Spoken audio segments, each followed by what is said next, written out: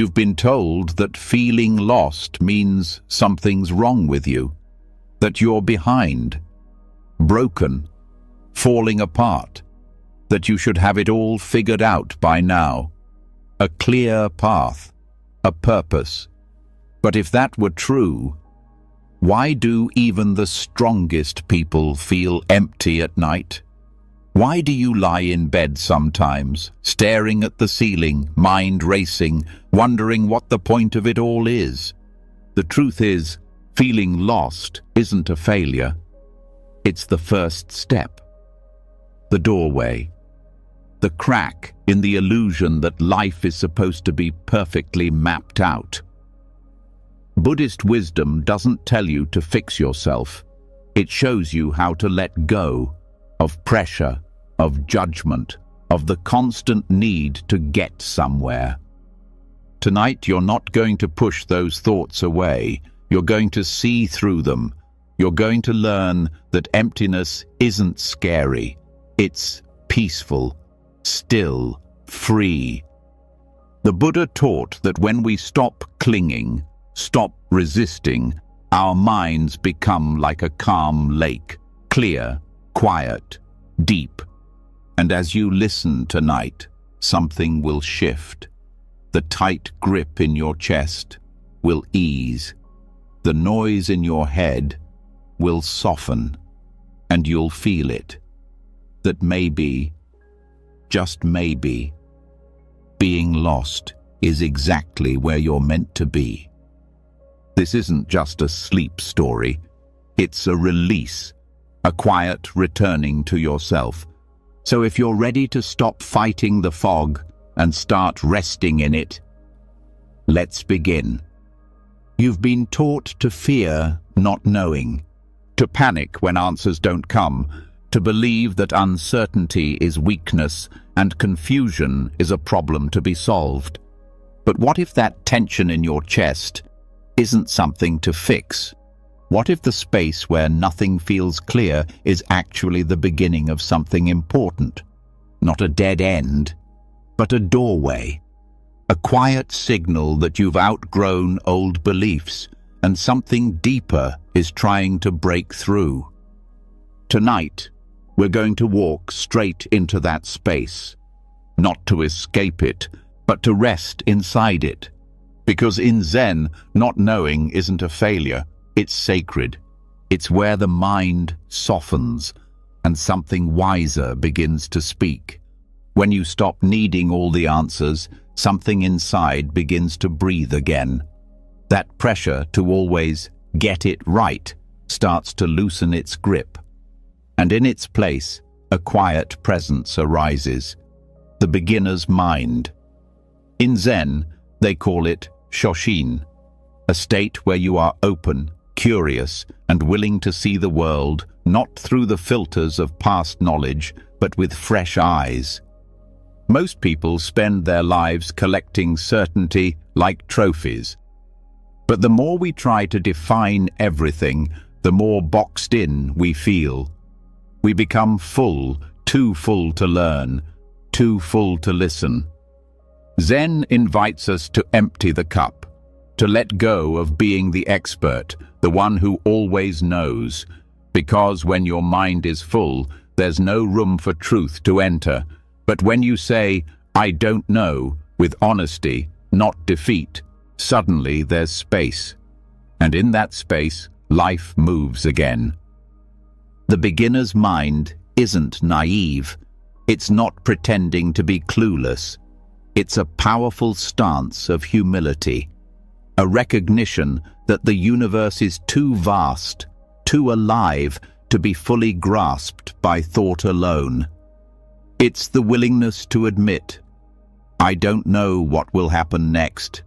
I don't know who I'm becoming. I don't know what this moment means. And that's okay. Because right here, in this not knowing, I am awake. I am listening.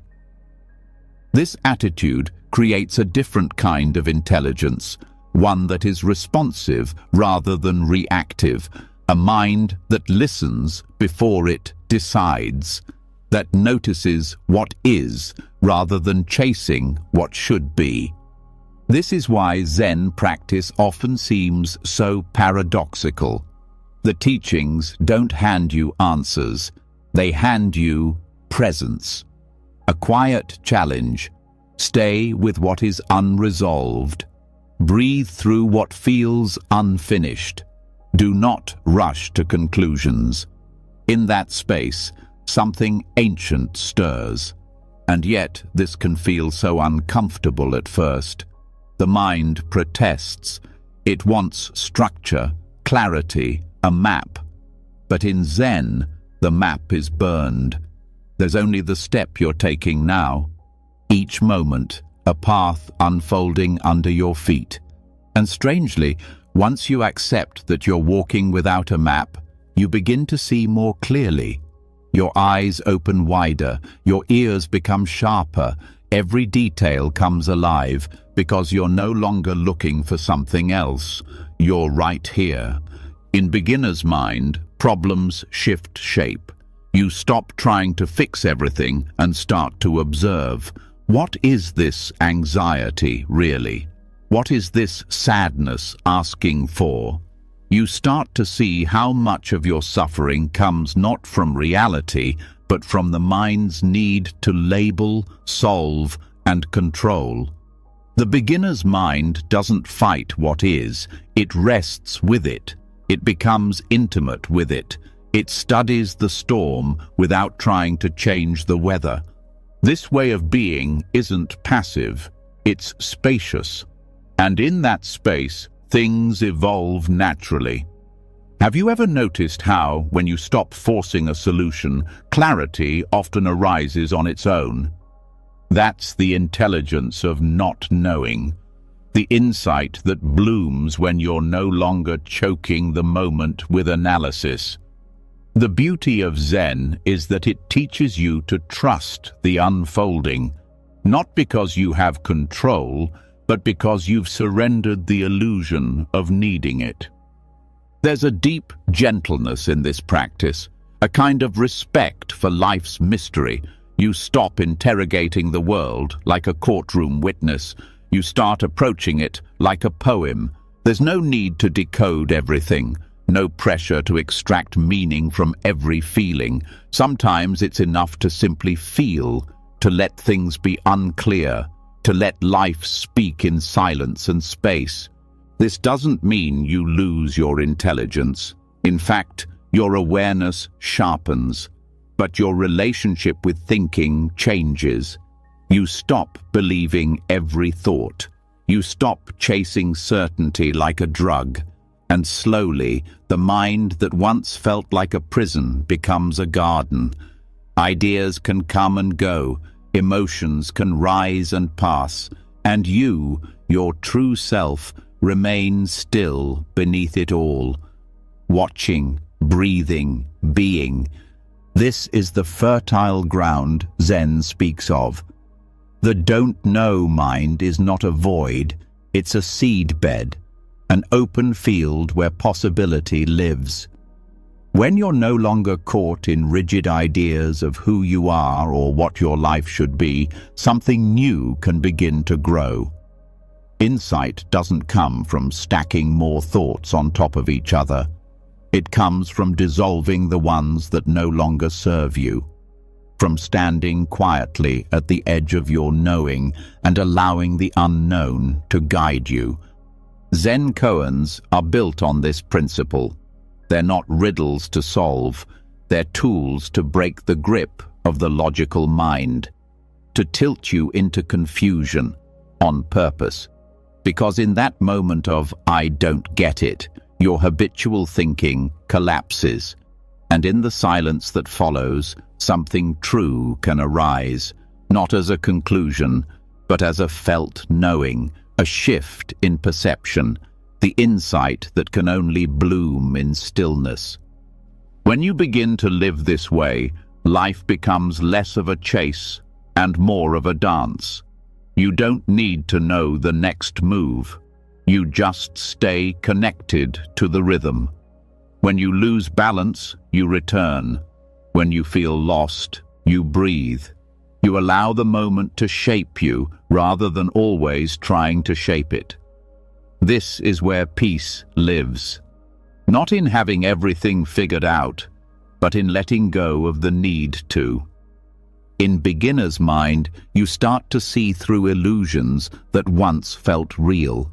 The belief that you're behind, that you're failing, that you need to catch up. These dissolve when you realize there's nowhere to get. You are not a project to be completed. You are a mystery to be lived. And the confusion you feel, that's not a flaw. That's the space where old identities are falling away, where new understanding is taking root beneath the surface. Even your emotions change. You stop labeling sadness as bad. You stop running from discomfort. Instead, you lean in. You study the shape of your own heart.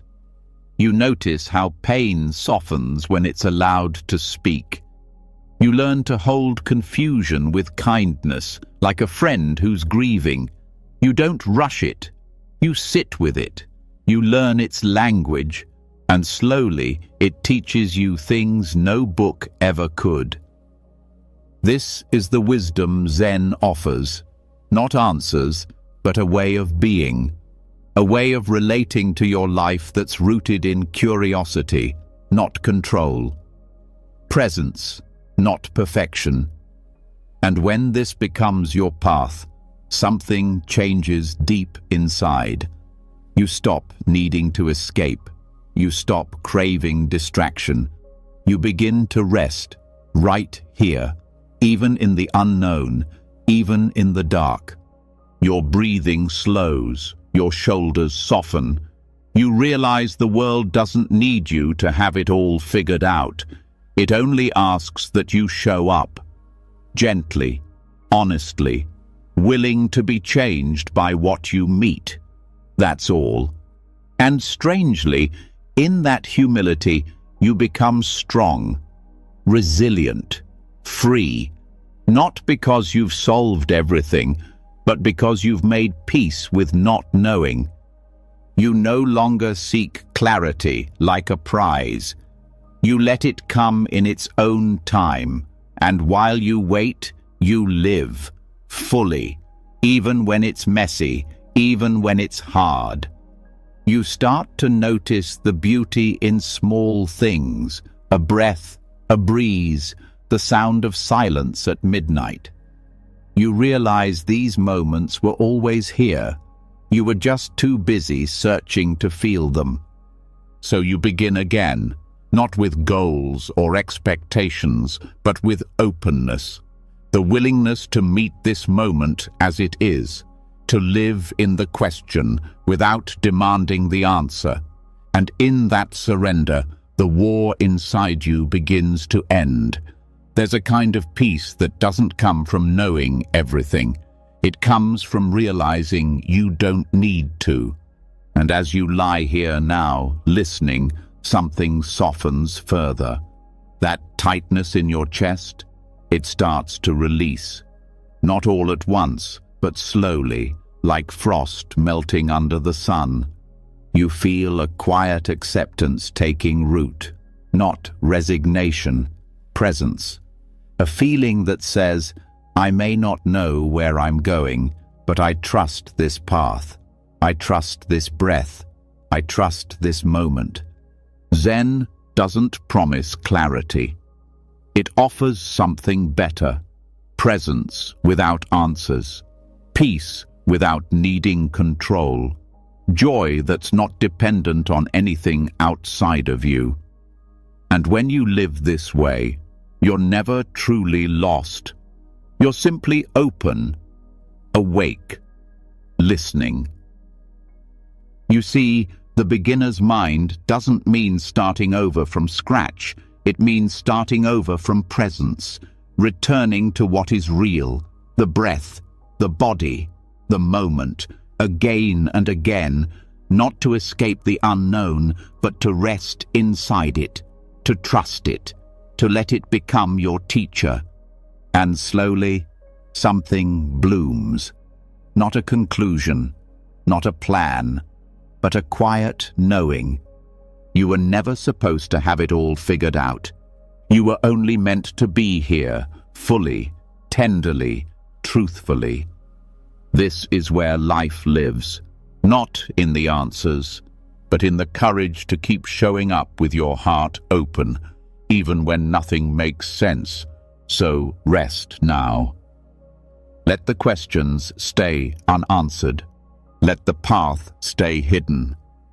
Let the not knowing be enough. Because right here, in this soft and spacious night, you are safe to not have the answers. You are allowed to be exactly where you are, and that is more than enough. And so you arrive at the still point, where not knowing feels less like a failure and more like freedom. The need to grasp, to define, to figure it all out has softened. What's left is presence, quiet, space. But now, a deeper curiosity begins to rise. If you're no longer chasing clarity, then what is this journey you're on? If feeling lost is not a problem, then what is it pointing you toward? This is where an ancient Zen teaching begins to unfold, one that traces the mysterious path through confusion, discovery, surrender, and awakening. It's called the 10 Bulls, a set of images and verses passed down through centuries of Zen. Not just art, but a mirror for your own inner journey. And whether you're at the start, in the middle, or unknowingly near the end, this parable speaks to you, not through rules or doctrine, but through symbols, silence, and deep recognition. The 10 Bulls do not describe a straight path. They reveal a cycle, a living movement through the layers of the self, peeling back illusions, uncovering truth, and then returning with that truth, not as theory, but as embodiment. This teaching does not separate your spiritual search from your daily life. It shows how every moment, even your lostness, is part of the sacred unfolding. Nothing wasted, nothing out of place. The first bull is absence. The seeker doesn't even know what's missing, only that something feels incomplete. This is the quiet ache that stirs before the journey begins, a feeling of emptiness, not in the spiritual sense, but in the restless, searching kind. You might feel it as disconnection, a dull anxiety that life is happening somewhere else, and you're just going through the motions. In this stage, the mind reaches out toward ideas, goals, distractions, but none of them satisfy. This is not a failure. This is the seed of awakening. You're beginning to sense that the world you've built is not the whole story. Then comes the footprint, the trace of something real. Not yet a clear path, but a sign. A moment that breaks through your ordinary awareness.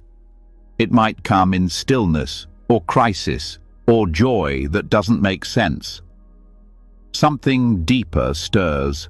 You sense there is a truth beneath the surface of things, but it slips away when you try to grasp it. This moment can bring hope, but also frustration. You begin to search, not just for peace, but for what you are, for what's true beyond the noise. Finding the bull is not about success.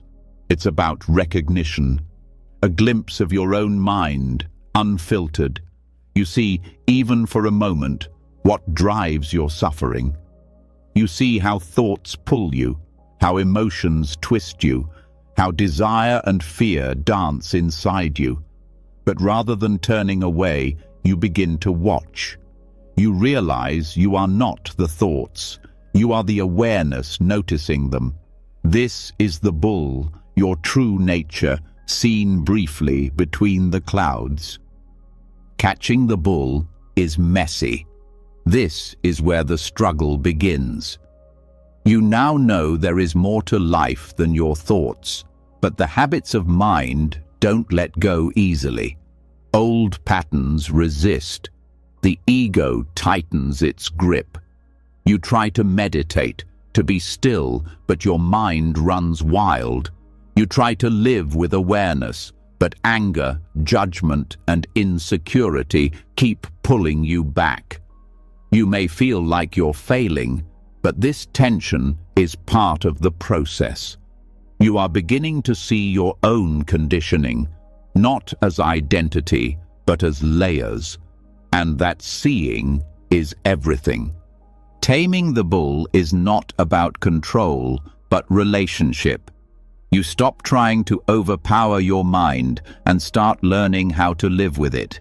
You become patient with your distractions. You return to the breath, not to fix yourself, but to build trust. A trust that grows each time you come back, each time you notice, each time you soften instead of react. You are no longer lost in your thoughts. You are walking beside them. A silent witness, steady and kind. Riding the bull is joy. You begin to feel glimpses of ease. Awareness comes more naturally. You find moments of peace that don't depend on external circumstances. You start to enjoy the simplicity of being. Not every moment is bliss, but your center is stronger. You are less shaken by the highs and lows. There is a quiet confidence, not ego, but presence. Life feels less like a battle and more like a dance. You are no longer seeking peace. You are beginning to live it. The bull disappears. This moment can be startling.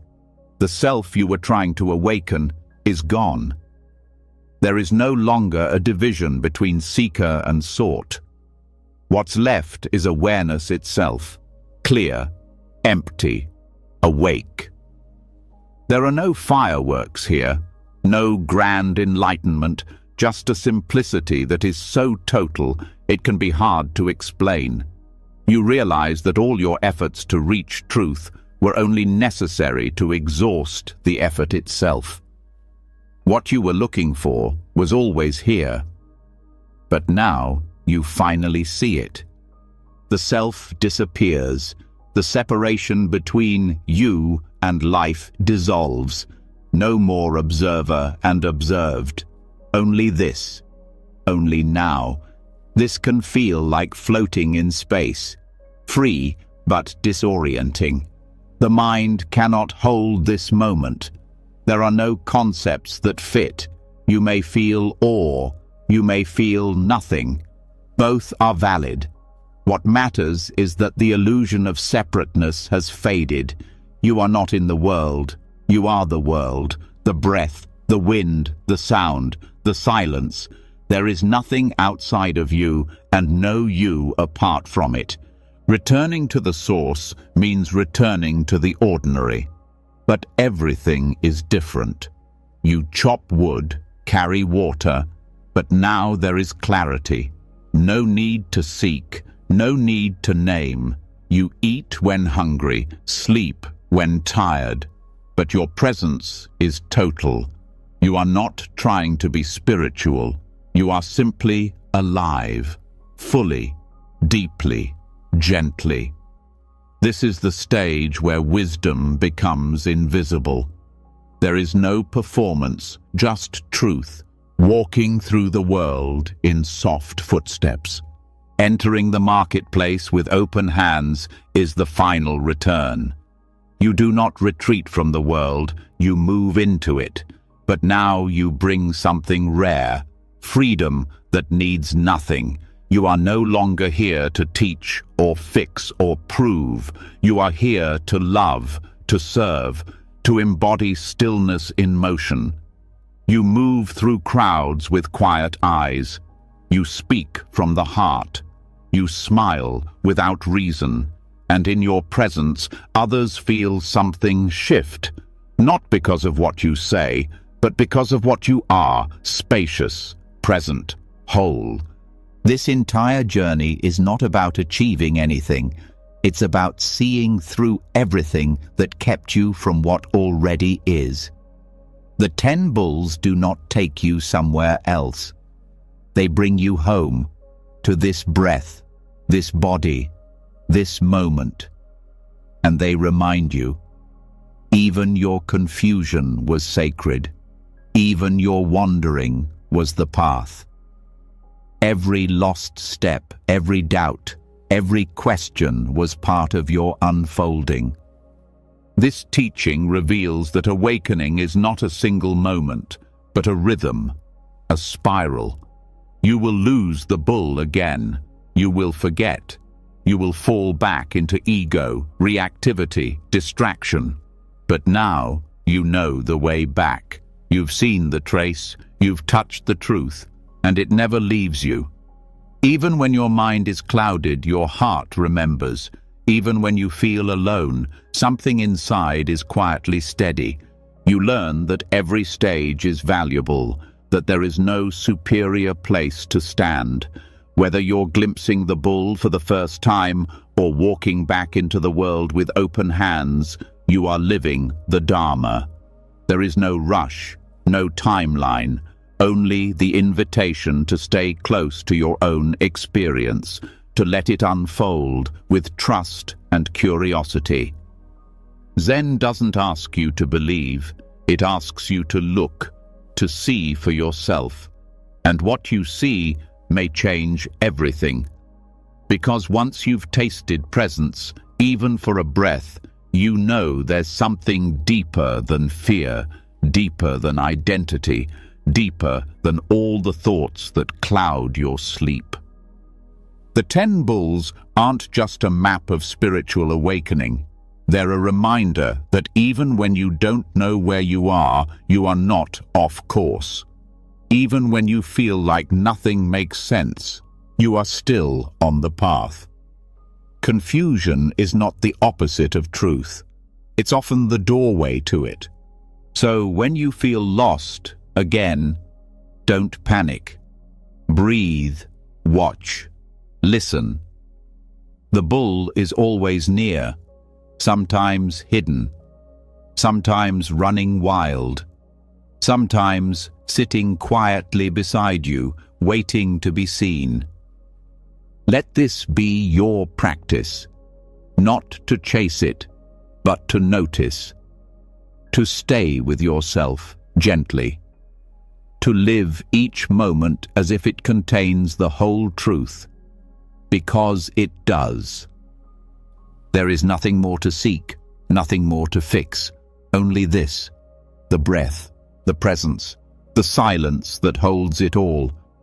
And within that silence, you are already home.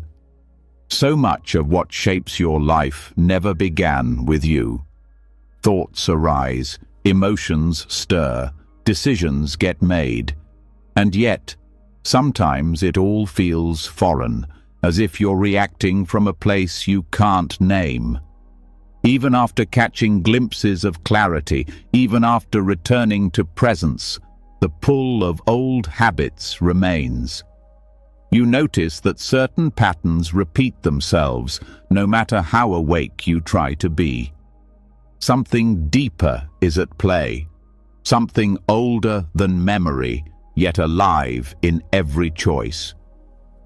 This is where we turn toward the Yogacara understanding of the mind, not to escape responsibility, but to finally see what has been quietly shaping you from the inside out. In Yogacara philosophy, the mind is not just a stream of passing thoughts. It's a layered field where every experience, every perception, action, intention plants a seed. These seeds, called bija, don't disappear. They settle into the depths of consciousness, stored in what's known as the alaya vijnana, the storehouse mind. Long after the event is over, the seed remains. It waits, conditions come together and it sprouts again. Sometimes as a thought, sometimes as a mood, sometimes as a full-blown identity you didn't even know you were carrying. This teaching does not blame, it illuminates. It says, what you're feeling today may be the fruit of something planted long ago, by you or even before you. The anxiety, the self-doubt, the restlessness may not be personal flaws, but ripples from unseen causes. The path to freedom, then, isn't just trying to control the surface. It's about seeing into the roots, understanding what seeds are present in your mind and how they're being watered. Every reaction has a seed behind it, the sharp word that slips out when you're tired, the fear that tightens your chest in moments of uncertainty, the urge to compare, to prove, to run. These responses didn't appear from nowhere. They've been conditioned by repetition, by culture, by the small and large traumas of life. And unless these seeds are seen, they keep growing, not because you're failing, but because you're unaware. But here's the most important part. Seeds are not fixed. They don't define you. They respond to care, to attention. And just as a harmful seed can grow through neglect, a wholesome one can bloom through nourishment. When you start to recognize what's happening inside you, not just the thought itself, but the flavor of it, the feeling underneath it, you begin to know your inner garden. You start to see which emotions arise frequently, which thoughts are sticky, which moods linger longer than they need to. This isn't judgment. This is awareness. This awareness becomes powerful when you realize that not every seed needs to be fed. You don't have to follow every anxious thought. You don't have to argue with every critic in your head. Just noticing a pattern without feeding it is already an act of transformation, like refusing to water a weed. Eventually, it loses strength. This is not repression, it's wisdom, a choice to tend to your mind with clarity instead of compulsion. And the opposite is also true. You can feed what is beautiful. A moment of gratitude, no matter how small, plants a seed. Kindness toward yourself, toward others, is a seed. Every time you return to the breath, instead of reacting with anger, you plant presence. When you forgive, when you speak truthfully, when you pause before reacting, you're creating conditions for different outcomes. Even if it doesn't feel dramatic, it matters. Seeds are quiet, but they grow. Over time, this becomes a discipline of inner care. You watch your mind not as a judge, but as a gardener. You start to learn the weather patterns inside you, which thoughts appear on cloudy days, which emotions signal old wounds. You stop being surprised by your reactions and instead become curious. You create space, and in that space, freedom starts to grow. Yogacara also teaches that seeds influence perception itself. You don't just see the world as it is, you see it through the filter of your stored impressions. Two people can witness the same event and have completely different experiences. Why? Because their minds are seeded differently. This means your sense of truth is often a reflection of your conditioning, not an absolute reality. Recognizing this breaks down the rigid grip of your opinions. It humbles you, and it opens you to compassion for yourself and for others who carry different seeds. Understanding this shifts the way you deal with conflict. Instead of fighting over who is right, you begin to wonder what seeds are shaping this person's perception. You ask what unseen pain might be driving their actions. You stop expecting people to behave as if they share your history. This doesn't mean accepting harm, it means seeing clearly. responding from wisdom, not reaction. This teaching also brings a new lens to your suffering. The feelings that overwhelm you, the moods that trap you, they are not you. They are seeds sprouting in the conditions of this moment. When you identify with them, you suffer. But when you recognize them as temporary formations, you create space. You become less entangled. You can feel deeply without drowning. One of the most healing aspects of this view is that it allows you to hold your past with compassion. Maybe you look back and wonder why you acted the way you did, why certain choices keep repeating, why change is so hard. The answer, at least in part, lies in the seeds, some planted when you were young, some inherited from generations before you. When you understand this, you stop blaming yourself for the momentum you were born into. You stop expecting instant change, and you start working gently, patiently, from the roots. This doesn't mean surrendering to fate. It means recognizing the scope of transformation. That real change doesn't just happen at the surface level. It happens deep in the storehouse, through repetition, through care, through presence. Each time you choose patience over anger, honesty over avoidance, stillness over distraction, you are altering the seedbed of your future, slowly but surely. Meditation in this tradition becomes more than just relaxation. It's a way of accessing the storehouse. When you sit quietly and observe your thoughts, your emotional patterns, your mental habits, you are facing the seeds directly. You begin to recognize which ones arise most often, which ones come without invitation, and which ones you've been feeding without knowing. This is where real spiritual work happens, not in escaping thoughts, but in studying them. You begin to know which inner voices come from old wounds, which fears were passed down from parents, from culture, from history, and once seen, they lose some of their grip, not instantly, but gradually, as if the light of your attention softens their roots. This is not easy work. It requires honesty, patience, gentleness. But over time, you start to feel less controlled by your mind.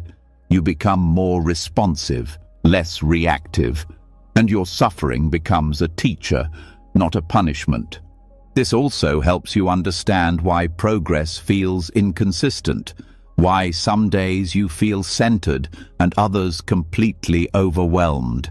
It's not a failure, it's the unfolding of seeds. Different ones ripen at different times. A moment of peace can be followed by old anger, not because you're going backwards, but because another seed has come forward for your attention. The key is consistency, returning again and again, watering what is wise, not feeding what causes harm. And there's something else, something subtle but deeply freeing.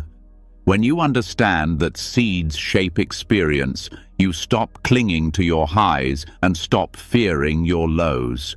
You know both are temporary, that no mood defines you, that every emotion has a beginning, a middle, and an end. This gives you courage. You can meet discomfort without needing to fix it. You can meet joy without needing to hold it. You become more fluid, more balanced, more at peace. In relationships, this changes everything. You stop expecting perfection. You stop demanding that others never trigger your old wounds. Instead, you begin to see relationships as part of the transformation. They stir seeds, they bring them to the surface. And that discomfort is not failure, it's opportunity. To see more clearly, to respond more wisely, to heal. Even the people who challenge you the most become part of your growth, not because they're right or fair, but because they show you what's still alive inside your own mind: anger, insecurity, attachment. These responses point to seeds still waiting to be tended. When you meet them with awareness, they begin to shift. Slowly, your inner world becomes less crowded, less noisy, and your outer relationships begin to reflect that change. This is the heart of transformation in Yogacara. Not a dramatic moment of awakening, but a steady rewiring of the inner field. Through daily choices, through inner listening, through remembering that every thought, every word, every action is a seed, and you are always planting something. So the question becomes, what are you watering? What are you feeding with your attention? Which patterns are you strengthening? Which habits are you beginning to question? These questions are not to shame you. They're here to guide you, to help you become more intentional, more aware of your power, because even in your lostness, even in the moments when you feel furthest from peace, you are still planting seeds. The way you speak to yourself, the way you breathe through uncertainty, the way you treat others when you're hurting. These are all seeds, and even when you don't feel strong, you can choose to plant what leads to freedom. This teaching brings you back to the long view, the patient view. You are not trying to fix your whole life overnight. You are tending a garden, one breath at a time, one choice at a time, one moment of presence again and again. And perhaps that is the most beautiful truth of all. That no matter how lost you feel, you are never too far gone. Because every moment is a chance to plant something new, something kind, something real. And with enough care, that small seed planted in darkness will grow, quietly, steadily, into light. And just like that, the seed is planted, quietly, with care. You begin to live from the inside out, not reacting to life, but responding from depth. The old conditioning doesn't vanish overnight, but you've seen it clearly, and that alone changes everything. Still, something deeper calls. Beneath the mind, beneath the patterns, beneath even the seeds, there is something else. Not a thing, not a goal, a space, silent, vast, often misunderstood, but always here. It's not another idea to grasp. It's what remains when the grasping falls away. This is shunyata, emptiness, but not in the way the word usually feels, not void, not meaningless, not despair. Emptiness in Buddhism is not a hole, it's openness, a space without edges, a silence that's full of life. It's the absence of fixed form, fixed identity, fixed truth. And in that absence, something radical is revealed. You were never as solid as you thought. Nothing was. This realization is not meant to destroy meaning. It's meant to dissolve illusion. The illusion that things exist independently, permanently, from their own side. The belief that you are a fixed entity moving through a stable world. When you really begin to see this, the grip loosens. The stories, the roles, the labels, they start to float. And in their place, something softer arises. Presence, not defined, not explained, just known by its quiet. Many people fear emptiness because they think it erases the value of life. But that fear only comes from misunderstanding. Emptiness is not a denial of life. It's life without clinging. It's love without control. It's awareness without the need to name. What you lose in certainty, you gain in freedom. The kind of freedom that doesn't depend on the world behaving the way you want it to. When the mind rests in shunyata, it stops fighting for position. There is no longer a need to be right, to win, to protect an identity. Without the walls of me and mine, there is less to defend, less tension, less fear. You begin to meet each moment not with conclusions, but with openness, not trying to hold anything still, just being with what is. And in that space, compassion deepens, because without a fixed sense of self, the boundary between you and others becomes thinner. Their pain is not separate. Their joy touches you more easily. Empathy is no longer an effort. It becomes the natural response of an unguarded heart. Emptiness doesn't make you cold. It makes you tender. Because you are no longer trying to be anything. You are simply here. This experience is not always dramatic. Often it's subtle. A shift in how you see. A softening in how you listen.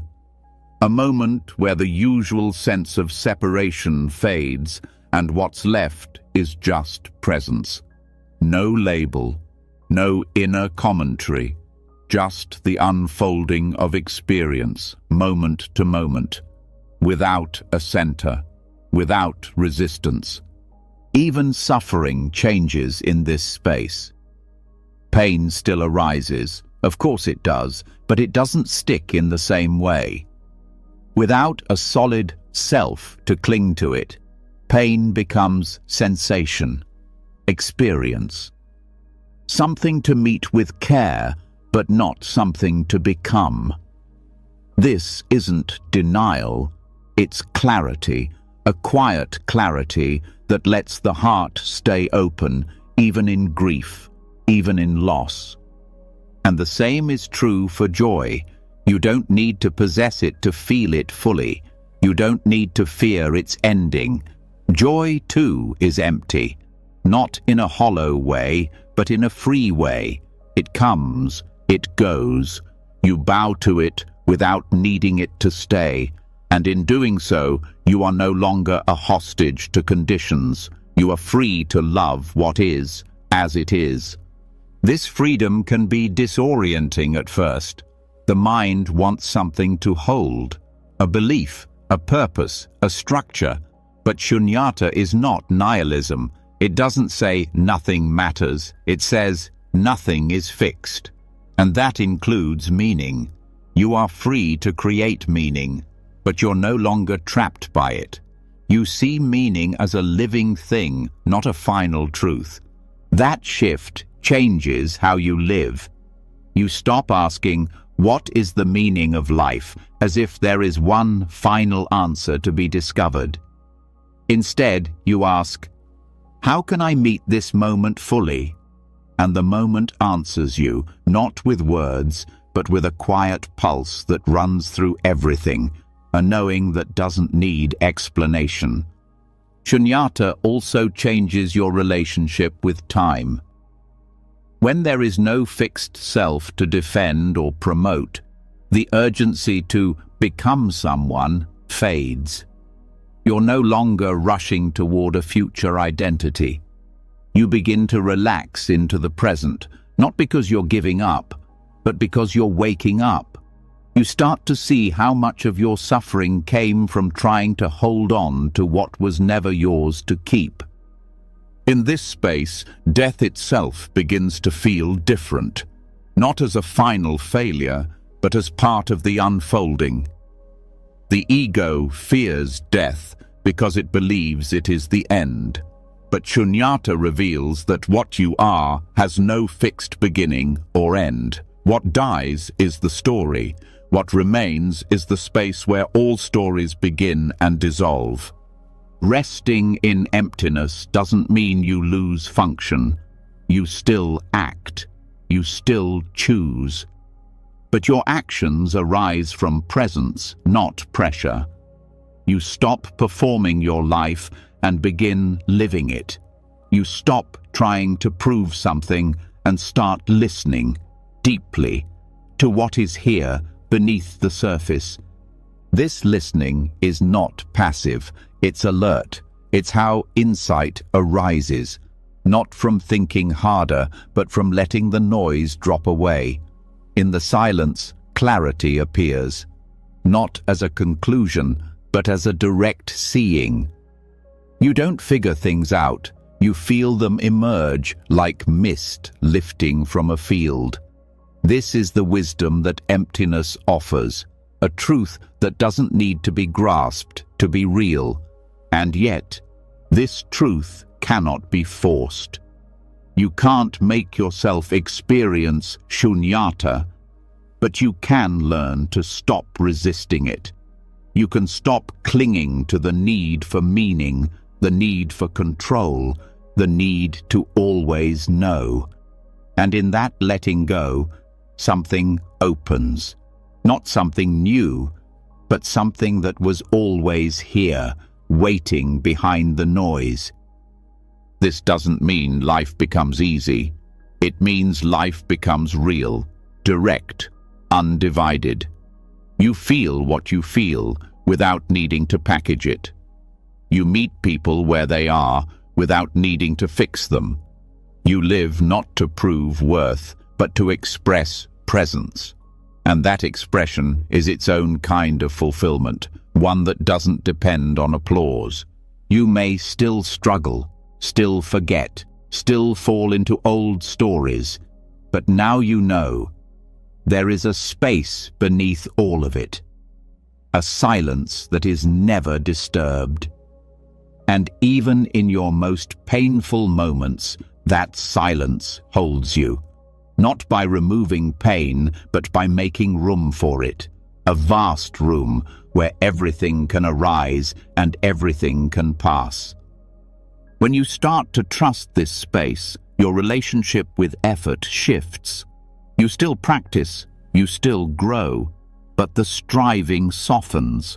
You're not trying to become empty. You're learning to see that you already are. And in that emptiness, nothing is missing. Because nothing is fixed, because everything is alive. This is not a cold truth, it's a warm one. Emptiness is what allows connection.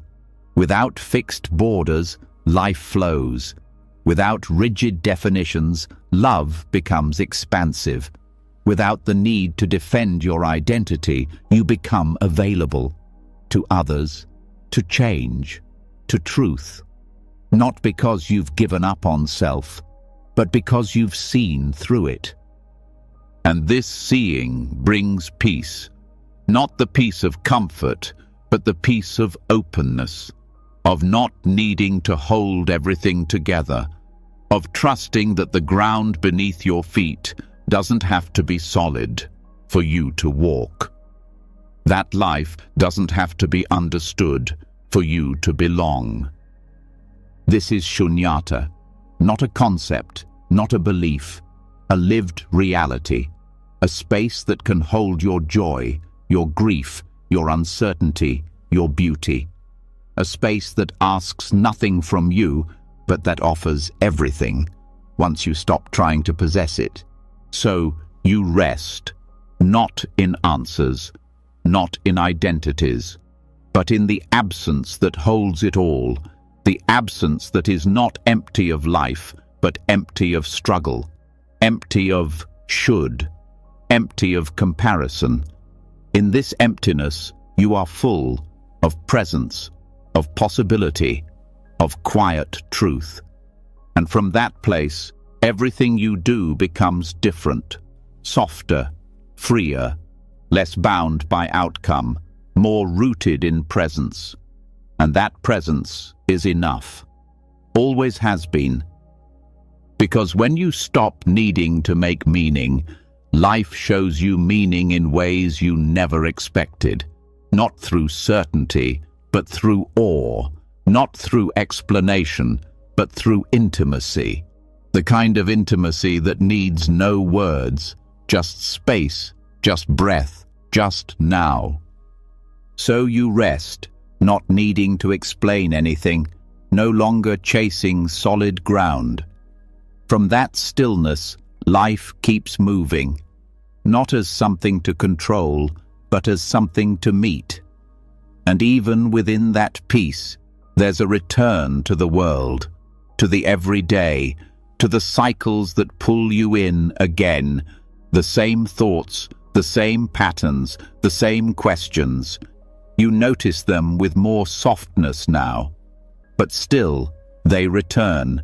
It might feel like a loop, a mistake, a sign that you've fallen off the path. But what if this cycle isn't failure at all? What if it's the path itself? Samsara is often misunderstood. People hear the word and think suffering, punishment, failure to awaken. But it's not a punishment. It's a process. It's the pattern of becoming, dissolving, becoming again. The wheel of craving and consequence, of habits repeating until they're seen clearly.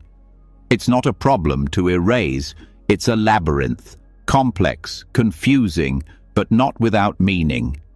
And the deeper truth is this: you're not here to escape the maze. You're here to understand it.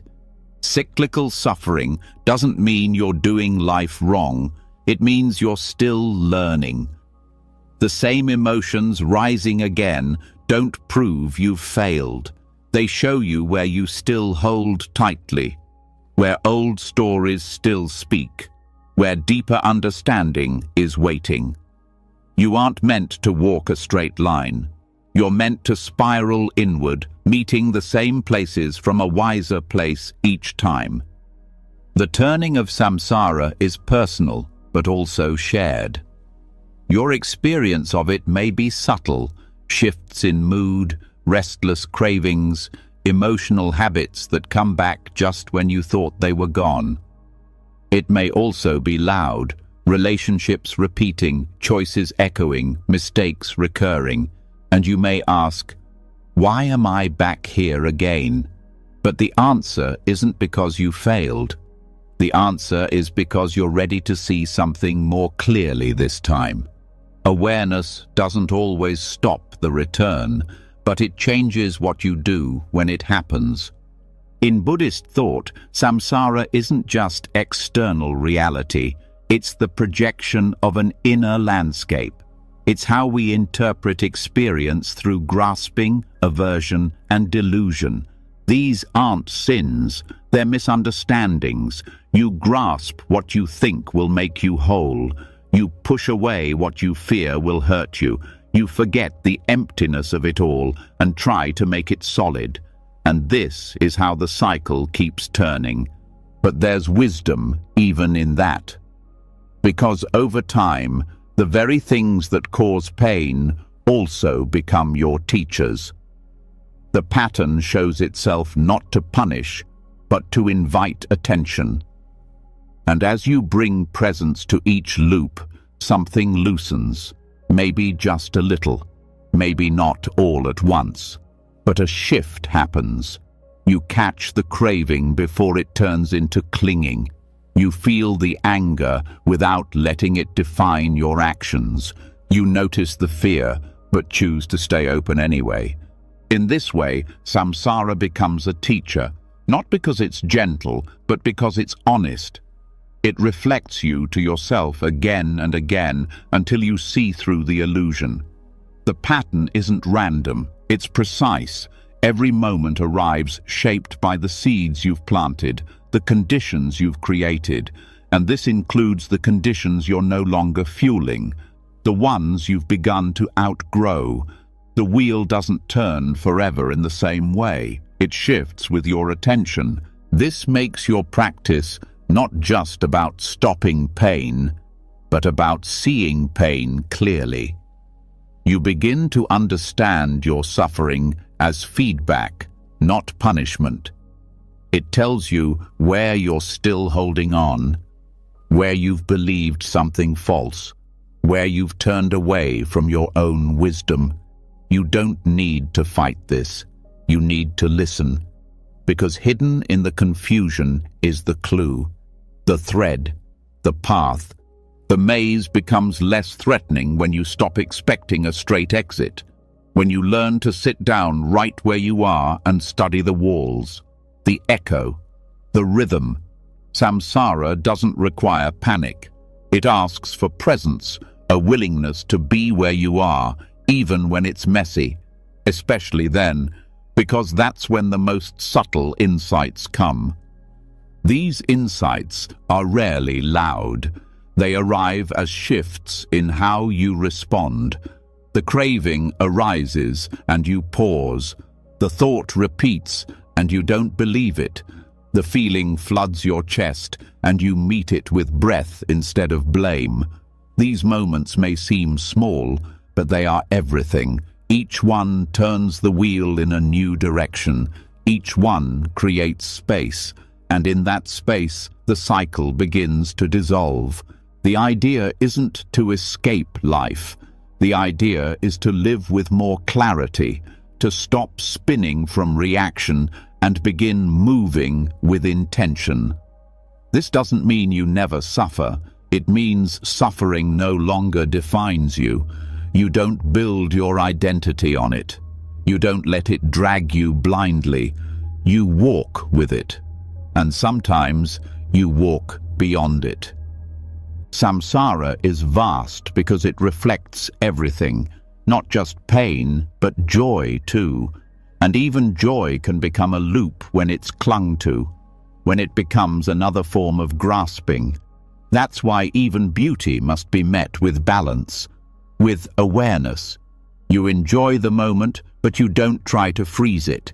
You let the joy rise and fall like the breath, full and then empty again. Nothing to hold. This is what softens the edge of repetition. When you stop expecting things to stay the same, you suffer less when they change. When you stop believing the story of again, you start to see now. And in now, nothing is repeating. Even the same thoughts, the same emotions, they're never truly identical. They are new waves on a familiar shore. What's different is how you greet them. This greeting becomes your practice.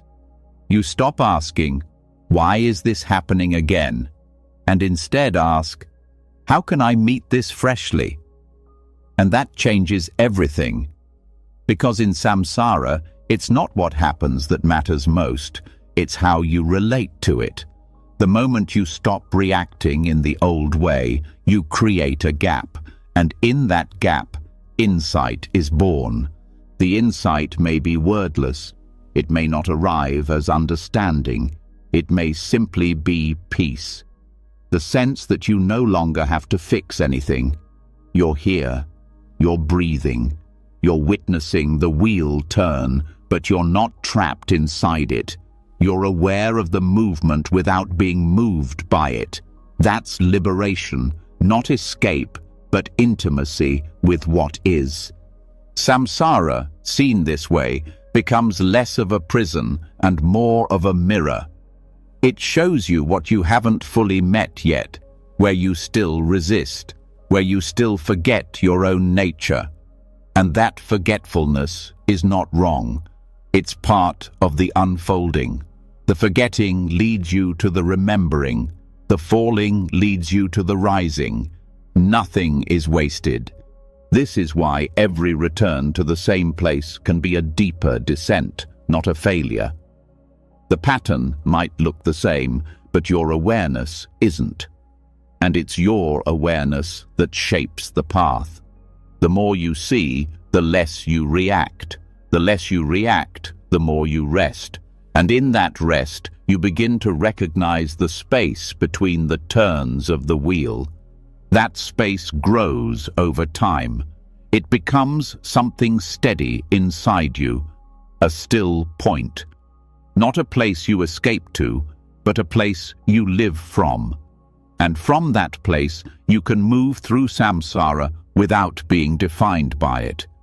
You can meet joy and loss, chaos and calm, with the same heart. Not because they're the same, but because your presence doesn't depend on either one. This is where wisdom matures. You no longer look for peace in outcomes. You find it in the middle of everything, in the turning itself. You accept the flow, and in that acceptance, you stop being pulled under. You ride the wave, you bow to the moment, and slowly, the need to control softens. Even your idea of spiritual growth changes. It's not about reaching higher states, it's about deepening where you are, rooting into reality as it is, not as you want it to be. Letting the cycles be teachers, not tests. Letting the mess be part of the message. Letting confusion open you, not close you. This shift is quiet, but it's profound. Because now, even your most tangled moments have meaning. Not because they're pleasant, but because they're part of the path. Every loop has something to teach you. Every return shows you a place where compassion can grow deeper, where presence can take root. And the deeper you go, the more you begin to see that samsara and nirvana are not two separate places. They're two ways of seeing the same world. One is seen through craving and fear, the other through clarity and acceptance. The outer world doesn't change, but your relationship to it does, and that changes everything. You start to live differently, less urgency, less comparison, more space, more care. You stop trying to get somewhere, and instead you arrive, again and again, fully, even in discomfort, even in doubt. You let life shape you without distorting you. You let the path take time, because it's not a race, it's a return, over and over, until even the return feels like home. And when you fall again, and you will, you fall with awareness. You fall more gently. You don't spiral into shame. You touch the ground, breathe, and rise. Because now you know, the labyrinth is not a mistake, it's a mirror.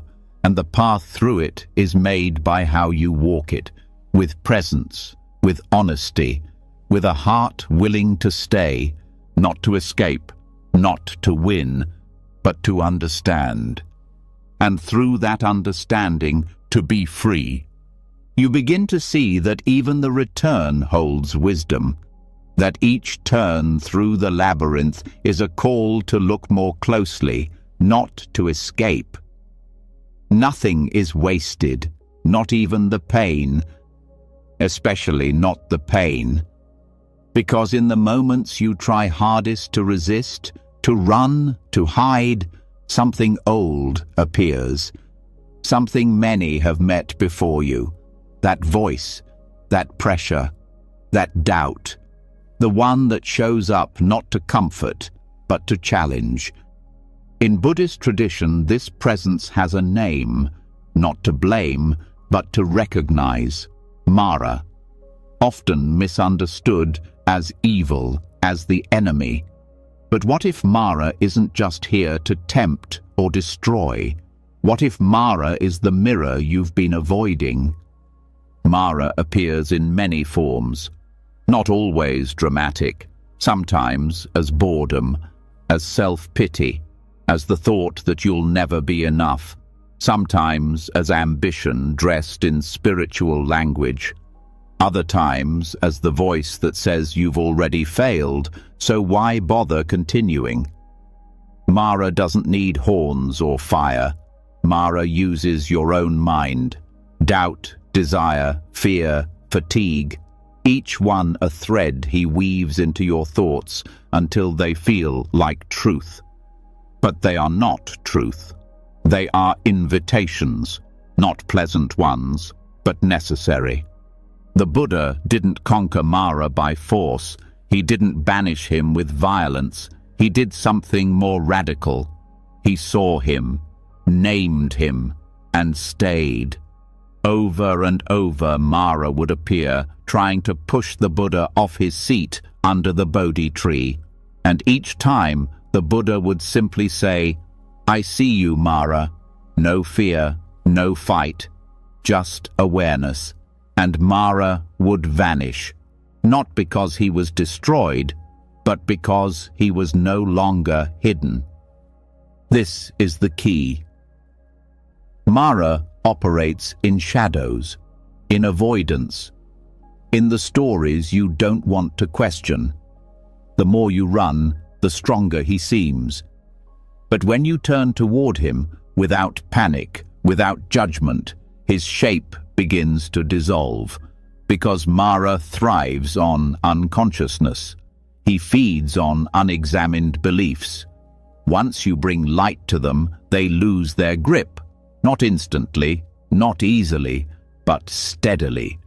Recognizing Mara in your life begins with honesty, noticing when thoughts turn heavy, urgent, sharp, when fear begins to dictate your choices, when your mind whispers that you're alone, unloved, incapable. These moments aren't random, they're thresholds, points of testing, yes, but also of revelation. Mara doesn't appear to end your path. He appears at the edge of growth, right when you're about to let go of something old. Many people think the spiritual journey is about peace and light, but often the doorway to truth is guarded by discomfort. Mara is that discomfort. The doubt that comes right before you step into a new way of being. The temptation to return to what's familiar, even if it hurts. The urge to numb, to blame, to quit.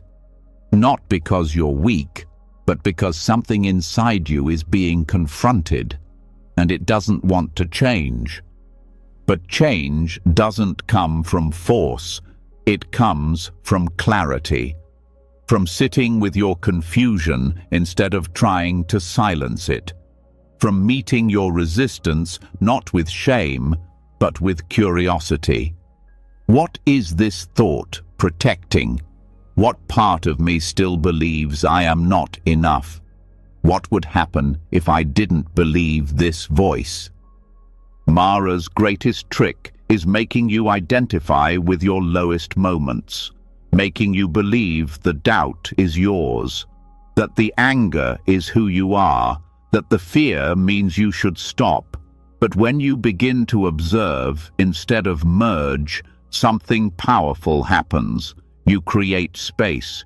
You begin to see that the voice is just a voice, that thoughts can arise without your agreement, and in that gap, something else becomes possible. This is where Mara becomes a teacher, not because he offers wisdom, but because he reveals your unhealed places, the sharp corners of the self still built on fear, the identities still defended by ego. He doesn't offer compassion, but he shows you where compassion is needed. He doesn't offer truth, but he shows you what lies you still believe. And in this, Mara becomes essential. Not as a friend, but as a mirror. Without him, you might never stop to look so deeply. You might think your surface peace was enough. But Mara brings you down into the roots, into the places where awakening must reach to be real, not just on the cushion, but in your life. In the moments when love feels risky, when forgiveness feels impossible, when patience feels too slow. Mara teaches through disruption, through the thoughts that shake you, through the feelings you don't want to feel, but his presence means something is alive in you. Something is shifting. If there were nothing to awaken, Mara would have no reason to come. The more devoted you are to truth, the more subtle his forms may become. He's not always loud. Sometimes he appears as fatigue when you sit to meditate. Sometimes as a feeling that your practice isn't doing anything. Sometimes as the thought that others are further ahead and you'll never catch up. All of these are lies. Not because the feelings aren't real, but because the conclusions they lead you to are incomplete. Mara offers shortcuts, escapes. He tells you comfort is better than growth. That safety is better than honesty. That distraction is better than presence. And when you're tired, those offers sound good. But if you listen closely, you'll notice something hollow in them, something that doesn't satisfy. That's the clue. That's when you know it's not truth speaking. Truth speaks differently. It doesn't rush. It doesn't shame. It waits. Quiet. Constant. Underneath the noise. And when you stop reacting to Mara, you can hear it again. Not in grand answers, but in breath. In stillness, in the part of you that knows what matters even when your mind forgets. This is how you stay, not by pushing Mara away, but by not letting him sit in your center. You welcome him, name him, and keep your seat. The thoughts may still come, the emotions may still flood, but your relationship to them changes. You stop fighting them as enemies. You meet them as signals. Something has been triggered. Something is rising, not to harm you, but to be seen. This seeing is the beginning of freedom. It's not about removing discomfort. It's about learning how to stay with it, to see what it reveals, to recognize that Mara never arrives without bringing the chance to deepen your practice, to clarify your path, to recommit to what matters. Mara may whisper, "This is too hard." He may offer 1,000 reasons to quit, but you don't have to believe him. You can bow to him with kindness and stay seated. The storm may rage, the mind may twist, but your awareness can remain open. That's how the Buddha responded, not with force, but with presence. And this is what you're cultivating. Not just peace, but strength. Not just insight, but resilience. The ability to face what scares you without running. The courage to stay when it would be easier to escape. The wisdom to know that even your darkest moments are part of the path. Not detours, not failures, but necessary ground. This is not easy. It asks more of you than you think you have. But that's where the gift lies. Because each time you meet Mara and stay, you discover something new in yourself. Something that was always there, waiting to be uncovered by your refusal to look away. And slowly, something shifts. Mara becomes less terrifying. Not because he disappears, but because you stop confusing him with truth. You stop giving him the final word. He may still visit, but you no longer offer him your identity. You see him as part of the process, a shadow at the doorway. And instead of shutting the door, you breathe and walk through. In this way, every encounter with fear becomes a reminder of your capacity. Every temptation to turn back becomes a chance to deepen your trust. Every voice that tells you you're not ready becomes an opportunity to say, "Maybe I am." Not because you feel confident, but because you're willing to find out. You don't need to be fearless to face Mara. You need only be willing. Willing to look, to listen, to stay. To keep your heart open when it would be easier to close, to keep your breath steady when the thoughts spiral, to say again and again, "I see you, but I will not follow." And that's the shift, from being pulled into confusion to using confusion as a doorway, from seeing discomfort as failure to seeing it as a signal, from fighting your mind to befriending your awareness. Mara doesn't disappear forever, but his power fades when you stop giving him your trust.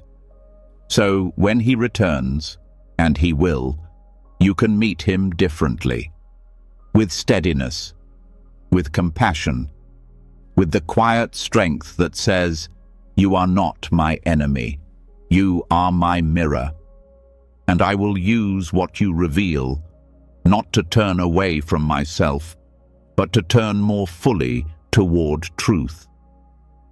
This is the teaching hidden in darkness, that your deepest confusion is not the end.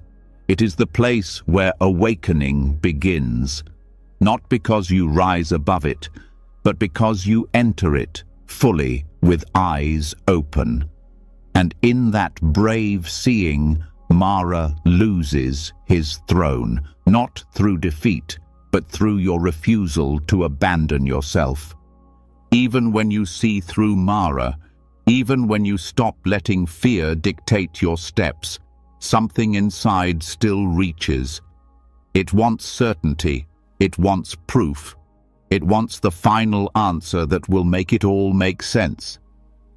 But after the doubt and the tests, after the resistance and the breakthrough, there comes a quieter threshold, one that doesn't demand anything from you, one that doesn't speak in words or give you formulas, and it waits patiently beneath your searching. This is where the teachings shift. This is where the silence of Vimalakirti begins. He was not a monk, not a sage who lived in seclusion. He was a layperson, a householder, someone who walked through the noise of the world. But his clarity cut deeper than scholars, deeper than arguments. And when the most revered disciples were sent to question him, he answered in a way that shattered categories. He said nothing. Not out of ignorance, not out of evasion, but because silence was the only response that matched the depth of the question. When you reach the edge of conceptual thought, silence becomes the only true language. It doesn't offer you information, it offers you direct contact with the mind before labels, with the truth that cannot be wrapped in logic. Not because logic is bad, but because it has limits, and those limits become clear when your need for explanation has exhausted itself. Silence is not avoidance. It's intimacy without words. It's a way of meeting reality that does not divide it into parts. It sees without defining. It feels without controlling.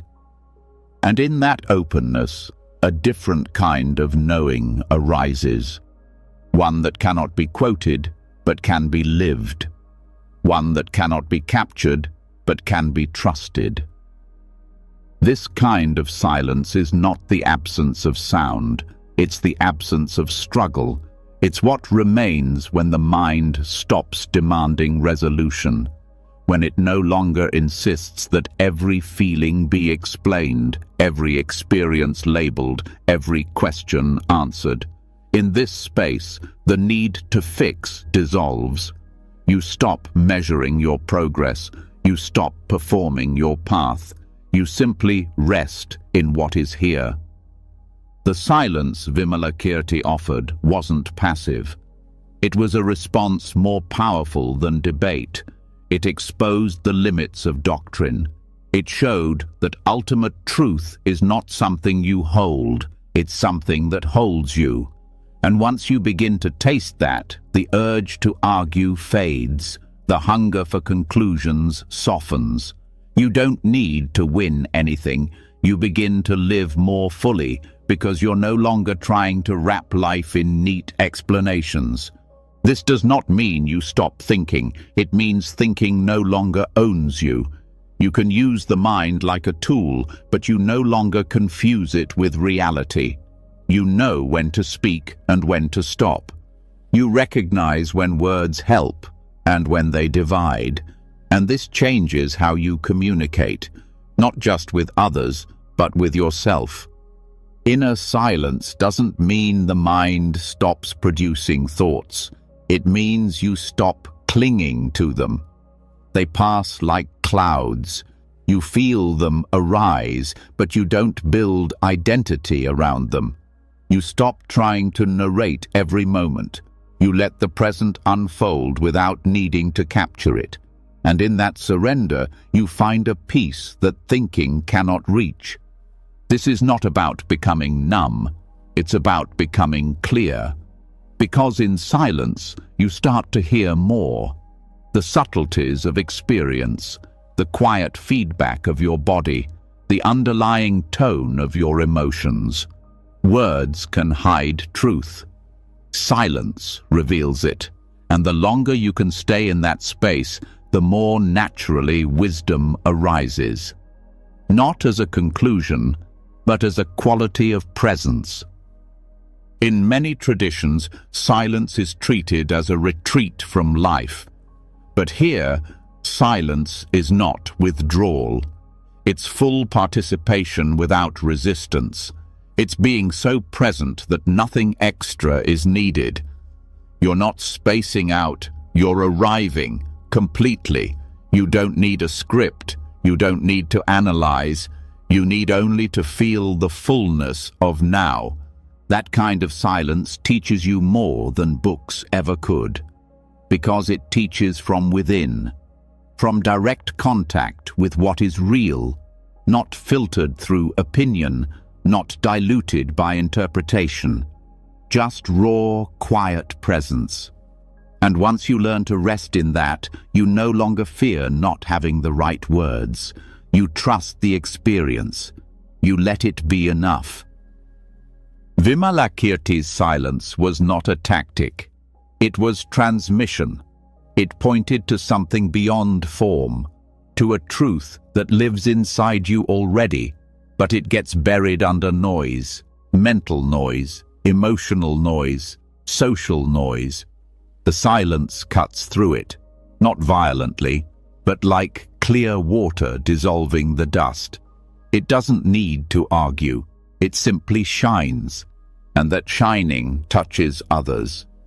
You begin to notice how your presence affects the world more than your ideas, how the energy you carry matters more than what you say. You learn to speak less and mean more. You learn to listen with your whole being, not just your ears. And people feel it, even if they can't name it. They feel the steadiness in you, the lack of agenda, the quiet respect for what is real. This way of being creates space in relationships. You don't jump in to fix. You don't rush to explain. You wait. You hold space for others to find their own wisdom. You trust that truth doesn't always need your defense, that sometimes the best answer is your full attention. Even in your inner life, this changes things. When pain arises, you stop dissecting it.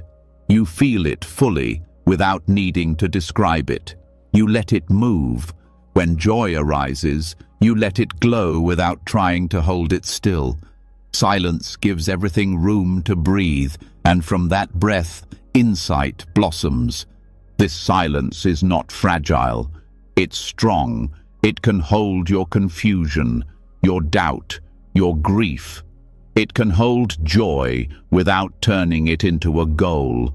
It doesn't need certainty to be steady, and that steadiness becomes your ground, especially in moments when nothing makes sense. You may find that your spiritual path begins to simplify. You no longer chase mystical experiences.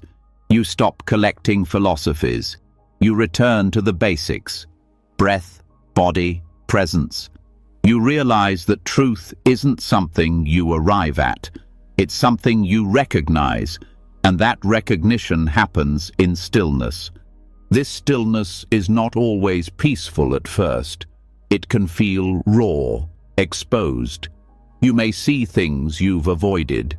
You may feel the echo of pain that words once protected you from. But if you stay, if you breathe, that rawness becomes clarity. You stop defending yourself from life. You let it meet you. And in that meeting, something shifts. You don't need life to explain itself. You trust its rhythm. You let it unfold without needing control. You listen more, react less. You ask fewer questions, not because you've given up, but because you're learning to let the answers arrive in their own time.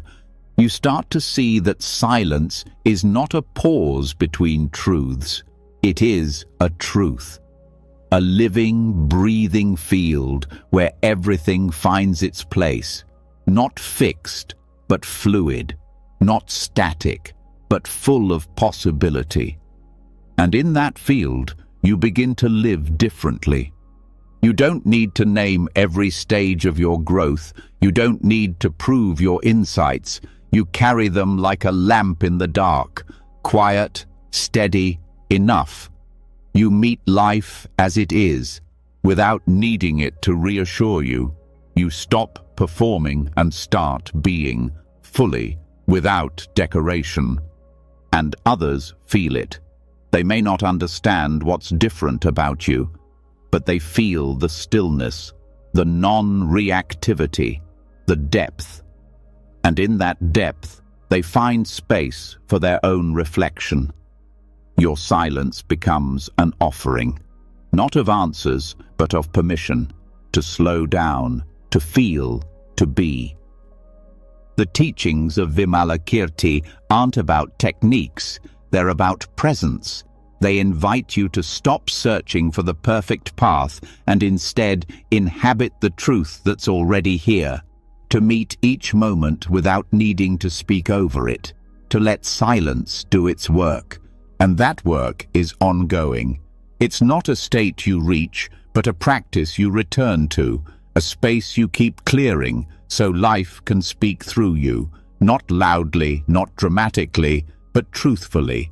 So when the noise returns, and it will, you remember, you don't need to silence the world.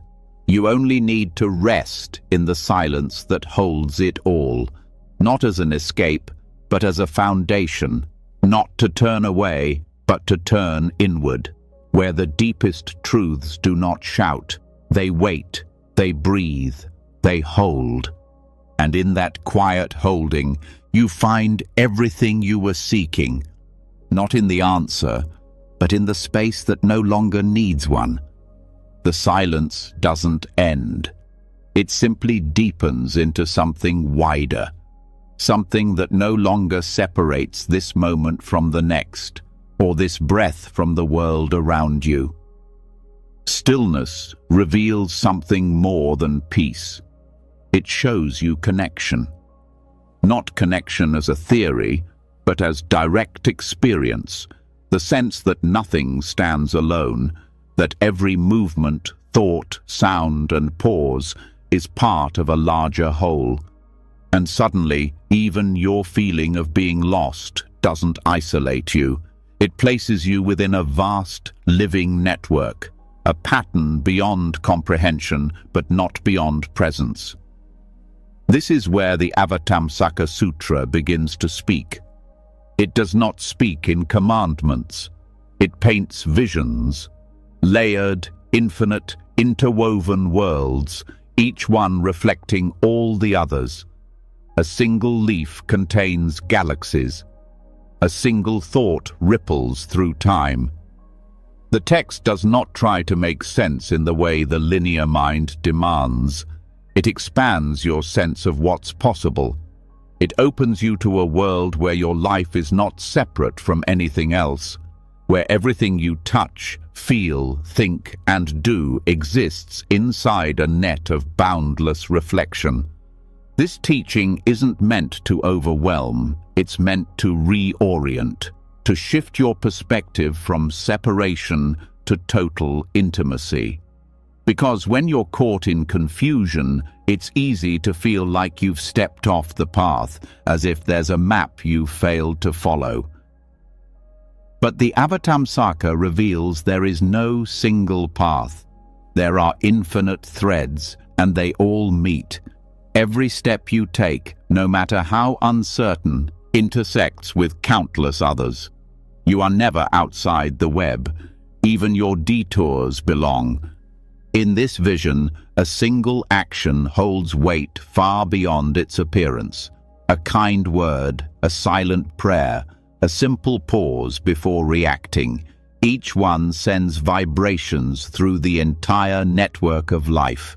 You begin to realize how deeply interwoven everything is, that your thoughts are not confined to your skull, that your attention moves into the world, that nothing is just personal. Every emotion, every movement affects the shape of the whole. This teaching invites a kind of reverence for the ordinary, not because it romanticizes daily life, but because it reveals its depth. Washing a bowl becomes sacred not through ritual, but through awareness of its place in the total fabric of existence. The bowl, your hand, the water, the intention behind the movement, all of it reflects the entire cosmos. The sutra does not separate the spiritual from the physical. It brings the sacred into every detail. You begin to see that being lost is not a problem to solve. It is part of a larger rhythm. Like a wave that rises and falls, your not knowing is a phase of connection. You may feel disconnected, but the web holds you. It does not need you to understand it. It simply includes you. The sutra teaches that nothing ever falls out of reality. Nothing is wasted. Nothing is excluded. Even your doubt, your wandering, your silence, they all echo across the net. The image of Indra's net, often associated with this sutra, shows a vast web with a jewel at every crossing. Each jewel reflects all the others. Each reflection contains infinite reflections within it. You are one of those jewels. But you are not just reflecting others, you are being reflected too. Your confusion appears in others' stories. Your healing helps shape someone else's unseen turning point. You are both the receiver and the mirror. Never alone, always seen. This view changes your sense of responsibility, not through guilt or pressure, but through awe. Every moment becomes a chance to support the whole. Every small act becomes meaningful. You begin to live with more care, not because you're afraid of doing wrong, but because you felt the weight of interconnection. You know that nothing you do is isolated, that how you treat yourself, how you speak to others, how you respond in private, all of it matters. But this doesn't lead to perfectionism, it leads to gentleness. Because you see that everyone is caught in the same net, everyone is learning, everyone's suffering echoes through the same strands, and so does everyone's love. There is no clean break between light and dark, between clarity and confusion. There is only the shifting dance of causes and conditions, each moment unfolding in response to all the others. You stop needing to be the center of the story. You stop needing to be the hero. You let go of the illusion that your journey must stand out to be real. Instead, you begin to feel the beauty of your smallness, not as insignificance, but as part of something vast and shared. Your experience matters precisely because it is not separate. And the moment you stop isolating it, it becomes medicine. For you and for the whole. This medicine spreads not through effort, but through presence. When you sit with your sadness fully, it ripples as permission for others to do the same. When you breathe through your fear with tenderness, you help soften the edge of fear in the collective. The Avatamsaka Sutra doesn't promise you control, it offers you belonging, a sense that what you are matters not because of your success, but because of your sincerity. Even suffering viewed through this lens becomes relational. Pain is no longer punishment. It is a vibration moving through the net, shaped by countless unseen forces. Your task is not to resist it, but to hold it with presence, to let it pass through you without closing. And in doing so, you heal more than just yourself. You make the net more transparent, more compassionate, more whole. This teaching doesn't require belief, it asks for attention, for the willingness to see things not as separate events, but as reflections, to see your relationships, your habits, your thoughts, not as isolated experiences, but as conversations between countless layers of existence. It invites you to let go of the idea that your confusion means something has gone wrong. It may simply mean you are in the middle of a turning, a shift too complex to be seen from your current angle. In that moment, humility becomes a form of strength. You stop pretending to know what everything means. You learn to bow to complexity, not to give up, but to stay open, to remain curious, to trust that even what feels chaotic is part of something whole. And in that trust, you begin to relax into your own place, not the place you chose, but the place you're in, the one that is already connected to everything else. The sutra speaks of bodhisattvas who move through countless worlds, each one nested within another, not as fantasy, but as a way to speak about the complexity of experience, that even a simple conversation may hold layers you cannot see, that one act of kindness may ripple through dimensions of being, that your presence here, now, might be the result of lifetimes of effort, not just yours, but others. You begin to walk through your life with more reverence, not needing it to be dramatic, letting the subtle count, letting the quiet matter. You start to feel the sacredness of moments you once overlooked, not because they are rare, but because they are saturated with connection, with echoes, with meaning that does not announce itself, but waits to be felt. And perhaps most profoundly, you stop measuring your worth by clarity. You stop asking whether your path looks like someone else's. You trust the invisible strands that led you here.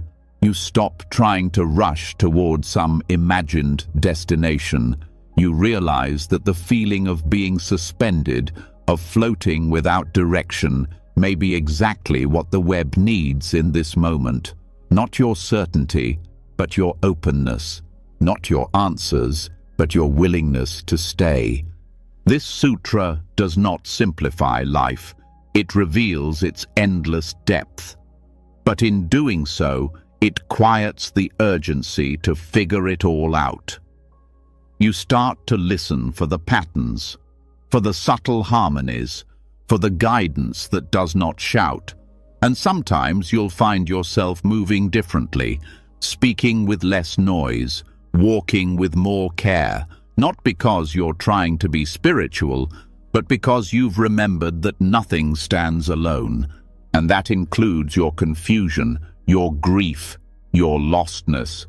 They are not errors in the design, they are part of the song, and when you stop resisting them, you hear something new.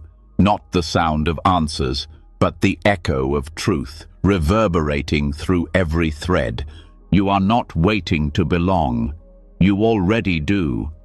You are not separate from the mystery. You are woven into it.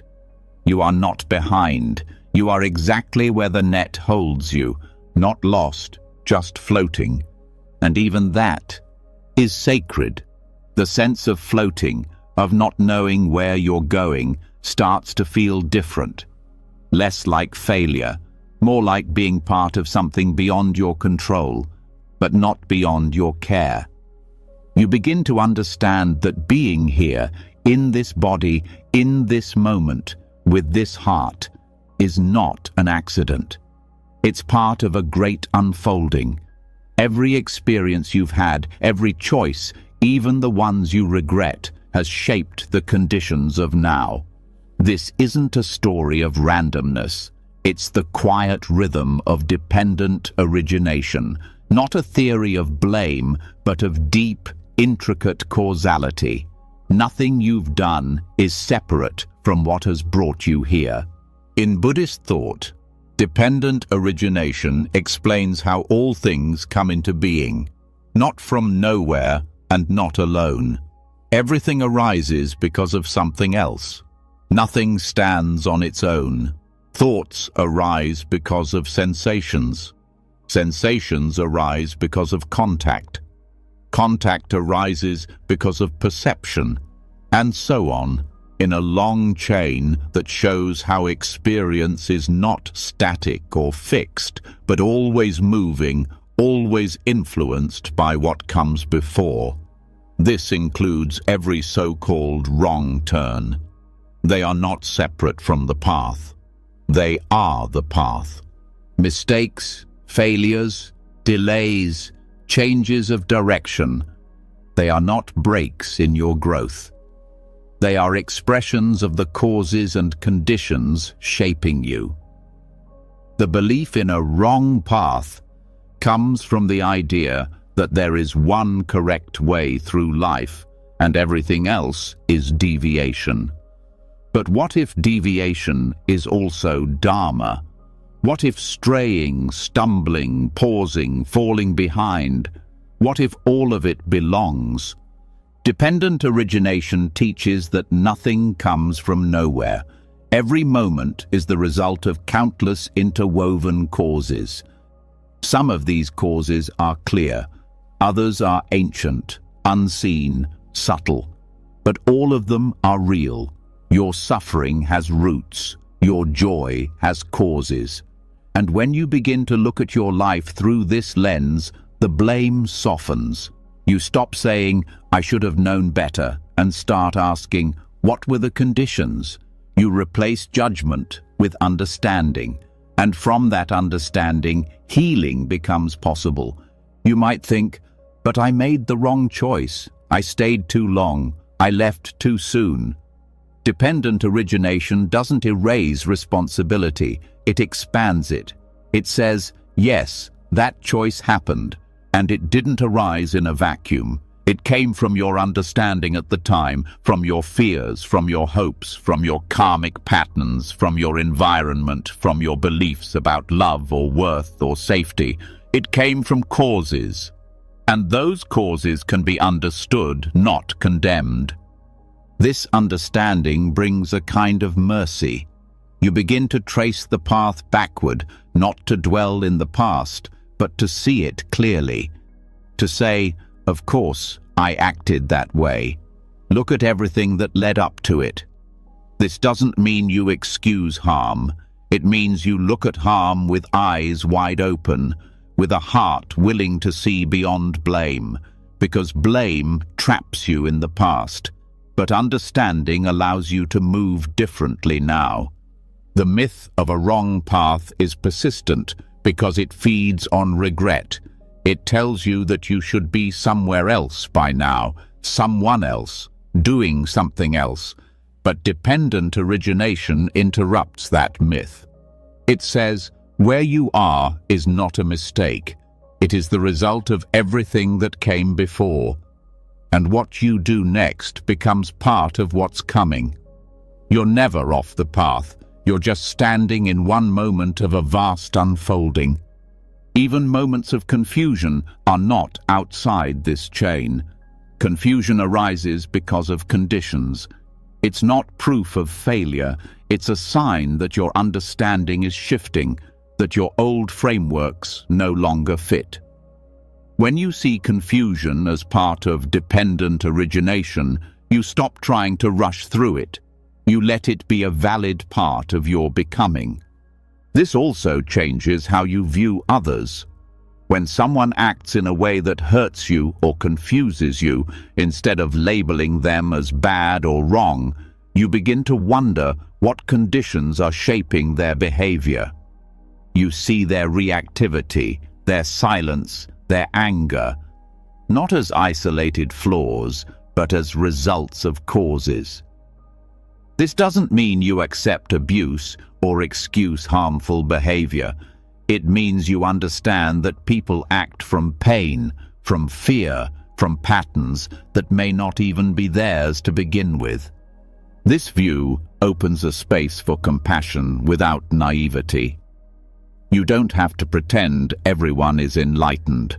You simply see that suffering runs deep, that no one is acting from a blank slate, that even harmful choices have causes. And if causes can be seen, they can be changed. This is the hope inside dependent origination, not that life will be perfect, but that nothing is permanent, that everything can be shifted with time, care, and awareness. Understanding this doesn't require intellectual mastery, it requires presence, the willingness to ask, what am I responding to right now? Not just on the surface, but underneath. Am I reacting from old fear, from unmet need, from inherited beliefs? These questions are not about self-criticism. They are about clarity. The more you trace the cause, the more space you create for a new response. And in that space, choice returns, not the illusion of control, but the reality of participation. You begin to see that how you respond now becomes part of what arises next. You stop living on autopilot. You begin to shape your life not from fear of the past, but from attention to the present. This is karma not as punishment, but as pattern. And patterns can be transformed. You also begin to see that some turns you thought were detours were actually turns toward truth. You may have lost something you thought you couldn't live without, only to discover a deeper freedom. You may have failed in one plan, only to uncover a more honest path. These aren't stories of redemption, they're stories of unfolding, of causes you couldn't see until they ripened, of paths you couldn't recognize until you walked them. There is no final view. Dependent origination is not a fixed system. It's a living recognition that nothing exists by itself. And because nothing stands alone, everything is open to influence, to care, to change. You are not trapped by your past. You are shaped by it, yes, but you are also reshaping it, right now, with how you meet this breath, this thought, this silence. This understanding can bring immense relief. You stop trying to go back and rewrite your story. You stop punishing yourself for choices made under pressure. You stop holding yourself hostage to who you were. Instead, you begin to relate to your past with tenderness. You start to say, I was doing my best with what I knew, and now I know a little more. This humility becomes strength. Not the kind that dominates, but the kind that stays steady in change. You don't cling to being right. You stay open to new information. You let yourself be a student of life, forever learning the shape of causes and their fruits. And through that learning, you suffer less. Not because life becomes easier, but because your mind becomes softer. You stop demanding that your path look impressive or linear. You stop measuring yourself by speed or success. you begin to trust the rhythm of unfolding, sometimes fast, sometimes slow, sometimes confusing, sometimes clear, but always arising from something meaningful, nothing wasted, nothing without influence. And perhaps this brings you back to presence, not as escape, but as full participation. You no longer need to chase the ideal life. You meet the life that's here, knowing it's the sum of all that's been and the seed of all that's to come. You meet it with honesty, with care, and with the quiet faith that even your next step, uncertain as it may be, belongs. You don't need to know the full pattern to trust that there is one. You don't need to see the whole web to feel where you're held.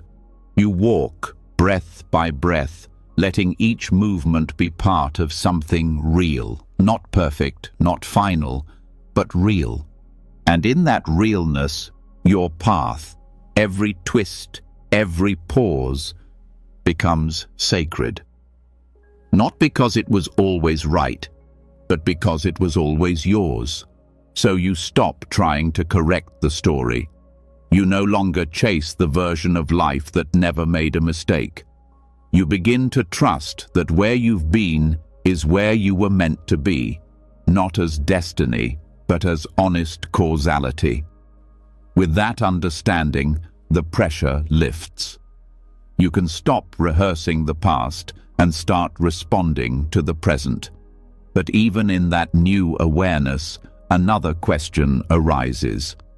What happens when the life you thought was secure starts to fall apart? What if comfort isn't safety at all, but illusion? What if the moment you feel most lost is the moment you're actually stepping out of a trap? This is the truth hidden inside the parable of the burning house.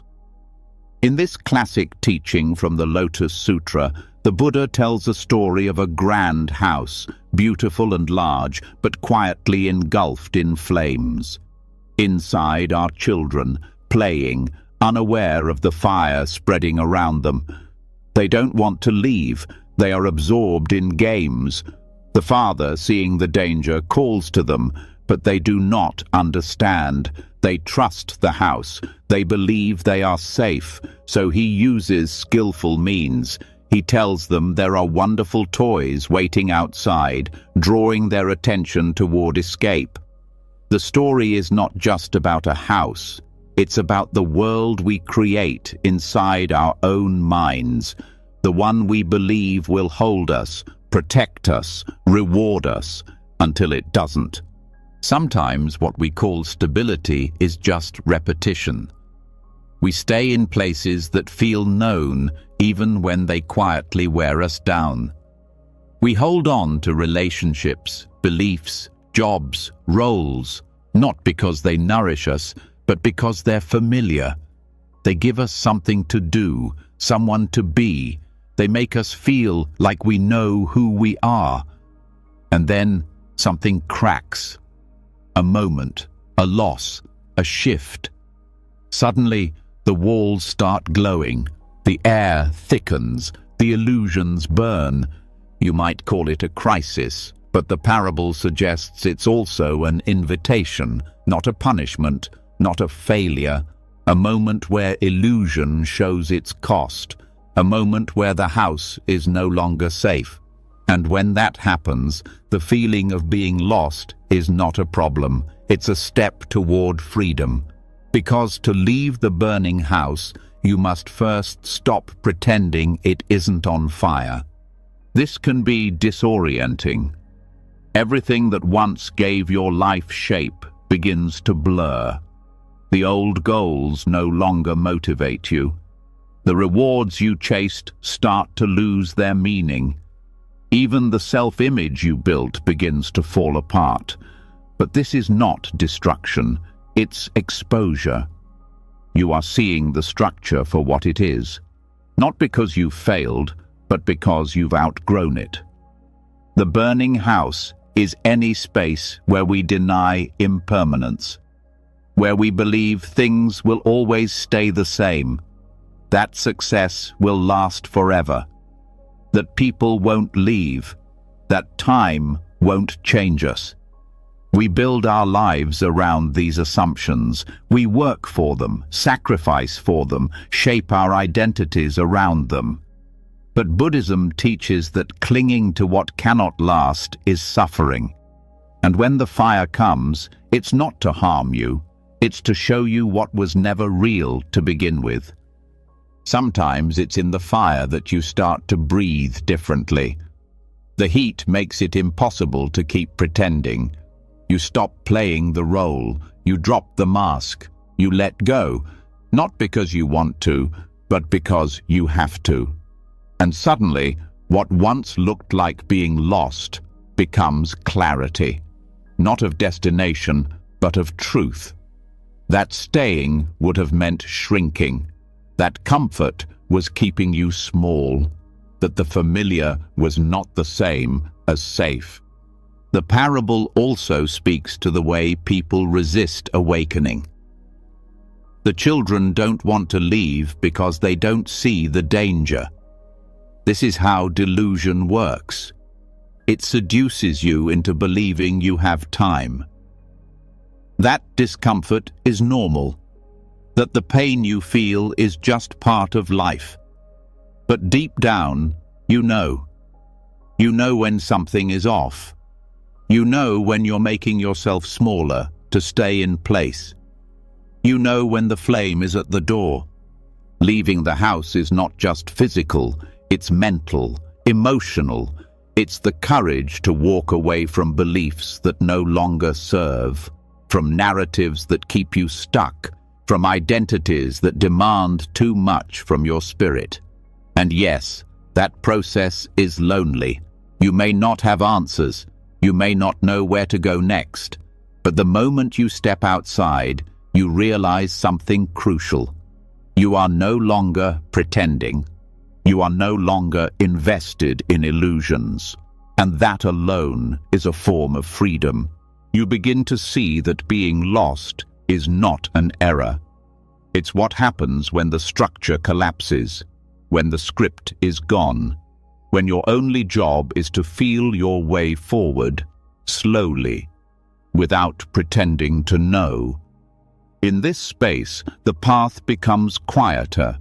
You start listening differently, not to advice, not to demands, but to the inner knowing that was buried beneath layers of performance. This is what makes lostness sacred. It's not passive, it's not a void. It's the space where new understanding grows, where you start asking different questions, where you stop chasing the life you thought you should have and begin feeling into the life that's actually possible. And that life often doesn't arrive as a plan. It arrives as presence, as small steps, as honest emotions you finally allow yourself to feel. And still, the temptation to return is strong, to go back into the house, to rebuild the illusion, especially when others are still inside, calling you, inviting you to rejoin the game. This is part of the challenge. To walk your path even when it looks strange, to trust the pull of truth over the promise of comfort, to know that what burns away may be painful, but what remains is real. The parable is also about compassion. The father doesn't yell or force. He uses wisdom, skillful means. He knows what will reach the children's hearts. This teaches us how to guide others, not through control, but through understanding, through meeting people where they are, through helping them see the fire without shame. And sometimes this means being patient, because everyone leaves the house in their own time. You start to realize that your journey out of illusion is not just for you. It helps you see others with more kindness. You remember what it felt like to be inside the burning house, thinking you were fine. So you stop judging. You stop rushing others. You hold space for their process. You speak when they're ready to hear, and when they're not, you stay close, steady, and true to your own path. And as you walk further, the outside world begins to feel different, less urgent, less demanding. You stop needing to define yourself so tightly. You live more loosely, more freely. Not because you have nothing to care about, but because you've stopped pouring energy into illusion. You care about what's real now, what nourishes, what lasts. And what lasts is not certainty, not image, not achievement. What lasts is presence, awareness, integrity, the ability to be with what is, even when it's uncomfortable, the courage to name the truth, even when it costs you something, the grace to let go of stories that no longer match who you are becoming. You begin to notice the gifts that come with loss, the relationships that deepen because you're no longer pretending, the creative spark that returns when you stop numbing, the moments of stillness that no longer feel empty but full of quiet knowing. These are not things you get by staying safe. They arrive when you risk stepping out, and that risk is different for everyone. For some, it's leaving a job. For others, it's telling the truth. For others still, it's sitting still for the first time, letting the fire burn inside instead of avoiding it. But in all these cases, the movement is the same, from illusion toward reality, from false comfort toward honest connection, from fear toward presence. You stop seeing lostness as something to fix. You begin to see it as a signal that something old is gone, that something true is forming, and it may not come all at once. It may be slow, even painful, but you no longer doubt that it matters. You no longer doubt that leaving the burning house, even with nothing in your hands, is an act of deep wisdom. And maybe the most powerful truth is this: even when you felt most alone, most confused, most broken, that was the moment you were stepping into clarity. That was the moment you stopped clinging. That was the moment the illusion began to collapse. You didn't fail. You saw the flame, and you walked out, not into certainty, but into truth, and that will always be enough. You leave the burning house behind. The smoke clears, the silence returns. You're no longer inside illusion, but that doesn't mean the path is free of struggle. In fact, this is often where the deeper work begins. Without the distractions you once clung to, you meet what was always there, unseen, unfaced, quietly shaping your life from within. The discomfort, the fear, the parts of yourself you've been avoiding now step forward. And here, Tibetan Buddhism offers a teaching both fierce and tender. It doesn't tell you to fight these demons. It tells you to welcome them in. This is the story of Milarepa and the practice of radical hospitality toward your own mind. Milarepa, a great Tibetan yogi and poet, lived in deep solitude, committed to spiritual awakening. One day, after long meditation, he returned to his cave to find it filled with demons, wild, terrifying figures. As the story goes, he tried to expel them. He recited mantras, he meditated harder, he invoked compassion, but nothing worked. The demons stayed.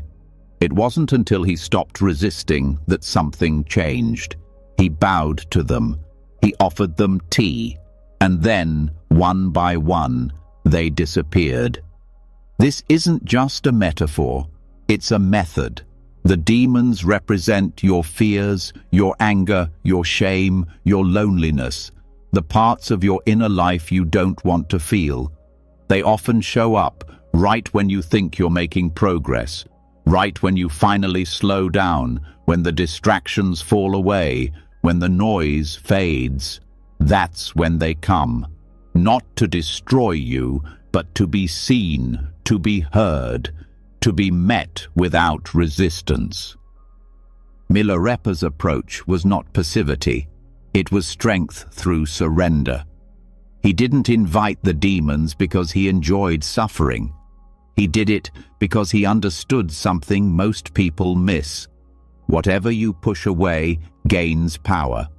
Whatever you turn toward with presence begins to soften. When you meet what scares you with honesty and care, it loses its grip. Not because it disappears, but because you're no longer feeding it with fear. This is radical hospitality, not in words, but in practice, sitting with anxiety instead of numbing it, letting anger rise without turning it into violence or shame, listening to grief instead of covering it up with busyness. These acts take courage. They ask you to feel what you've avoided, to welcome the full range of your humanity without trying to fix or control it. In Tibetan Buddhism, demons are not evil beings outside you. They are energetic forms of internal habits, tendencies you've inherited, fed, ignored. They become fierce when they are unacknowledged, but they begin to settle when they are met with open awareness. You don't invite them in to indulge them. You do it to understand them. You offer them tea not to celebrate their arrival, but to stop the war.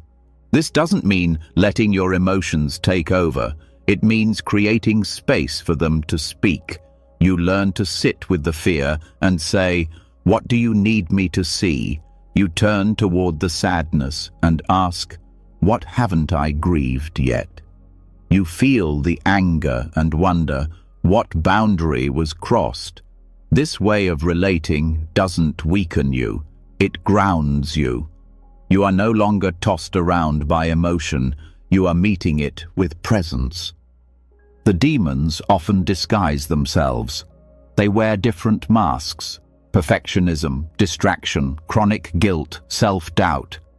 You may think they're part of your personality, but they're not. They're old patterns, old defenses, often developed when you had no better tools.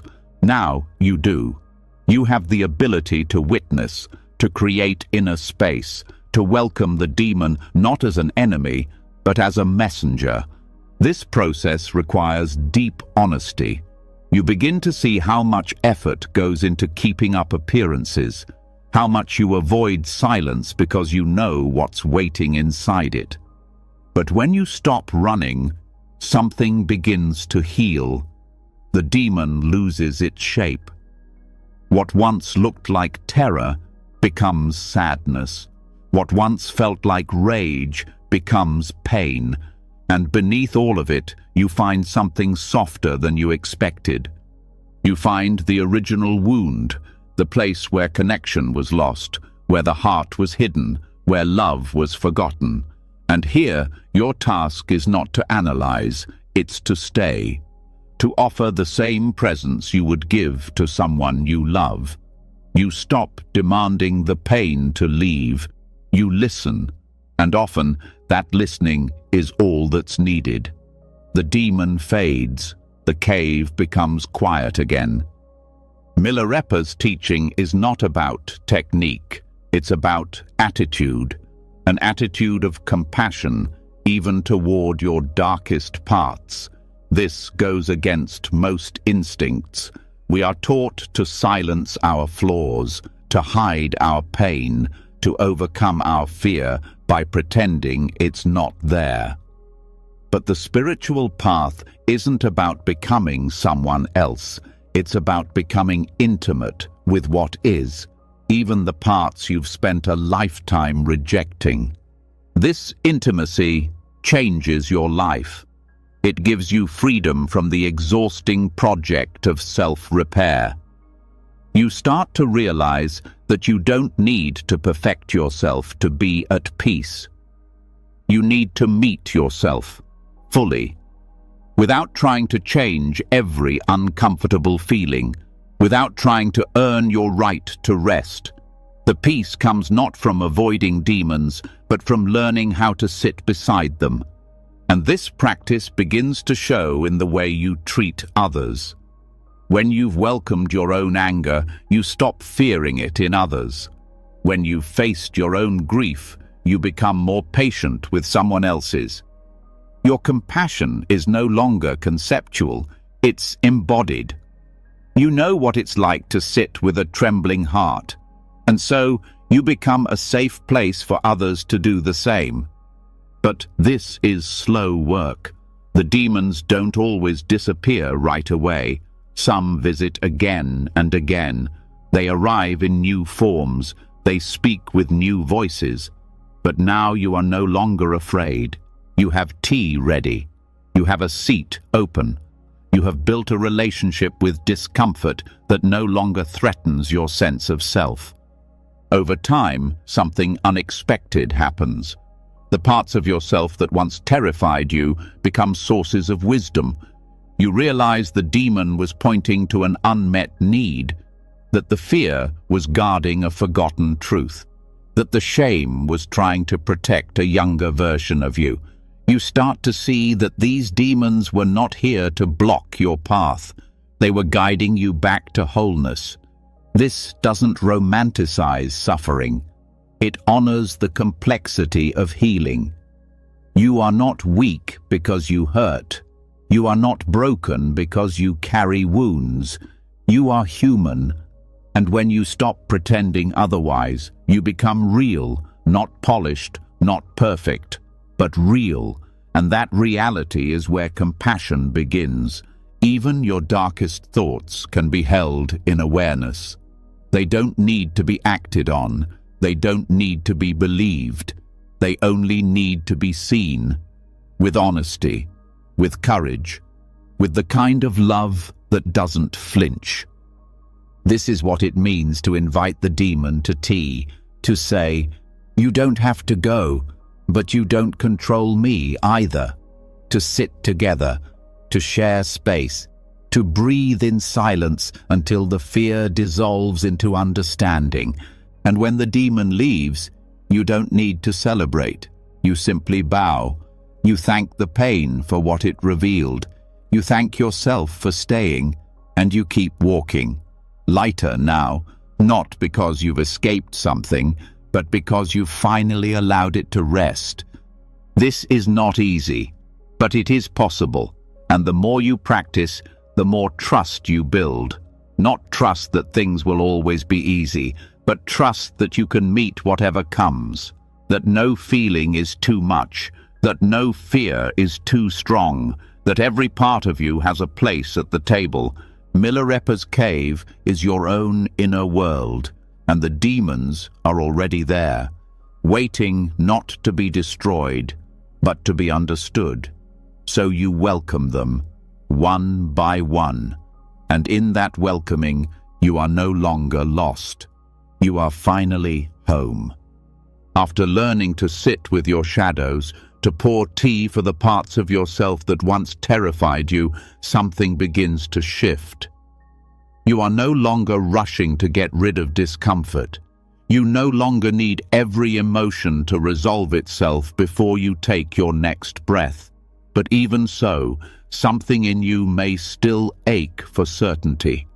The habit of needing answers doesn't disappear just because you've made peace with fear. That urge to search, endlessly, tirelessly, can still grip you.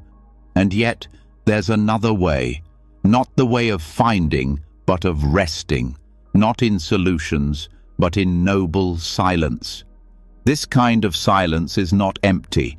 It is not the absence of effort or thought. It is the stillness that remains when you stop chasing.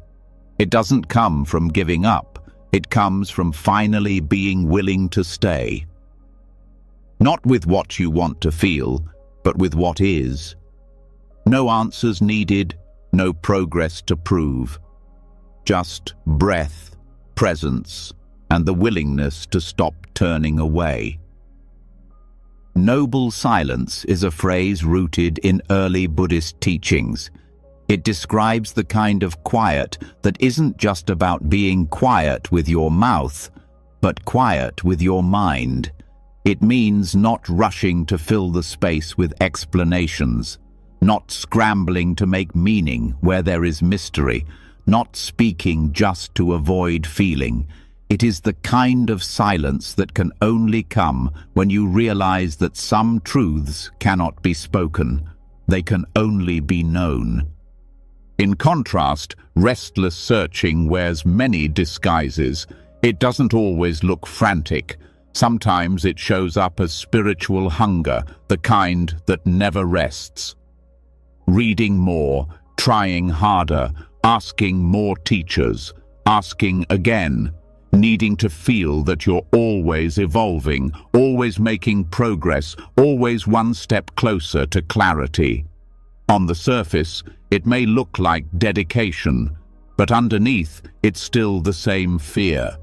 Fear of stopping, fear of sitting still, fear that if you stop searching, you'll be left behind. But the truth is, sometimes the deepest growth happens not through searching, but through staying. When you no longer demand resolution, something softens. You stop pressing your life for answers. You start listening to the silence itself. And what it reveals is not always clear or comfortable, but it is always true. This silence is not a retreat from life. It is a deep engagement with it. It asks you to meet what's here with your whole attention, not just the parts that affirm your path, but the parts that confuse you, the parts that remain unformed, the moments when you feel suspended between identities, between decisions, between beliefs. These moments are not mistakes. They are thresholds. They are the spaces where the old is falling away, but the new hasn't arrived. And silence is what allows you to stand in that space without trying to escape it. Many people fear silence because they think it means nothing is happening, that they're stuck. But silence is rarely empty. It's full of processes you can't see. Roots growing below the surface. Patterns unwinding without your control. You may not feel dramatic change, but that doesn't mean nothing is shifting. It simply means the work is happening in a place beyond your measurement. In this way, noble silence is not passive. It's not laziness or avoidance. It is active, alive, precise. It takes courage to stop seeking long enough to let the truth speak in its own language. The mind may demand answers, but silence does not respond to demands. It waits until you're quiet enough to listen. And when you do, you may start to notice something unexpected. That the insights you were chasing come not through effort, but through stillness. That clarity often appears when you least expect it, not in the middle of analysis, but in the middle of presence. A sudden knowing, a shift in perception, a sense that something inside you has rearranged itself. This is the paradox of noble silence. The less you chase, the more you see. The more you let go of needing to understand, the more understanding arises. It doesn't always explain itself. It doesn't arrive as a full sentence. It arrives as peace, as a felt sense that you are no longer resisting the moment. In silence, you begin to witness the way the mind tries to escape discomfort. You see how it jumps from one thought to another, one fantasy to another, always trying to fill the space. And you begin to recognize that this restlessness is not who you are. It's a habit, one that can be softened, not through force, but through kindness. This kindness becomes your path. You stop forcing yourself to arrive somewhere. You stop using self-help as a way to punish yourself for not being healed. You begin to trust that not knowing can be holy, that questions don't need immediate answers to have value, that your willingness to wait, to sit with what you don't understand, is a form of wisdom. There are times when no teacher can answer your questions, times when no teaching feels clear. This is not because you're off track. It's because something in you is learning how to rest, not just physically, but mentally, emotionally, spiritually. You're learning to stop performing for your own expectations, and this rest gives birth to a different kind of insight, one that isn't dramatic or easy to explain. It's the kind of knowing that comes from deep alignment, from living honestly, from showing up for your life without needing it to impress anyone, not even yourself. You realize that chasing spiritual depth can be just another form of ego, another way of proving your worth. But when you stop, when you really stop, you see that the silence itself holds everything you thought you had to earn. Peace, clarity, belonging. It was always there, hidden behind the noise. You also begin to understand that being lost is not a problem to solve.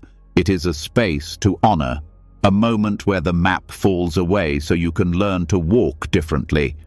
Being lost means the old path is gone. The identity that kept you safe no longer fits. The destination no longer matters. And in that lostness, something opens, something unstructured but alive. And it is silence that allows it to speak. The restless part of you may still protest. It may say, do something, fix this, go somewhere. But you've seen where that road leads. It leads back into the house you already left, into the noise you already chose to quiet. And now you stay, you breathe, you bow to the silence.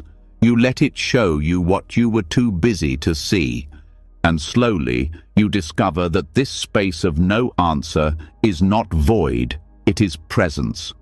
It is the place where you no longer have to explain yourself, where you no longer perform healing, where you simply rest in the mystery of being alive, fully, messily, truthfully. This becomes your new practice, not striving, not fixing, just being with what is. Learning to trust that the life unfolding through you knows what it's doing, even when you don't. And in that trust, something sacred grows, a relationship with silence that feels like coming home, not to answers, not to roles, but to yourself, unwritten, unmeasured, whole. You stop seeing your silence as empty. You start seeing it as fertile. You know that just beneath the stillness, life is moving. And when it's ready, it will speak. Not in the language of logic, but in the language of truth. Quiet, steady, enough. You sit longer in the silence. At first, it's difficult. Then it's grounding.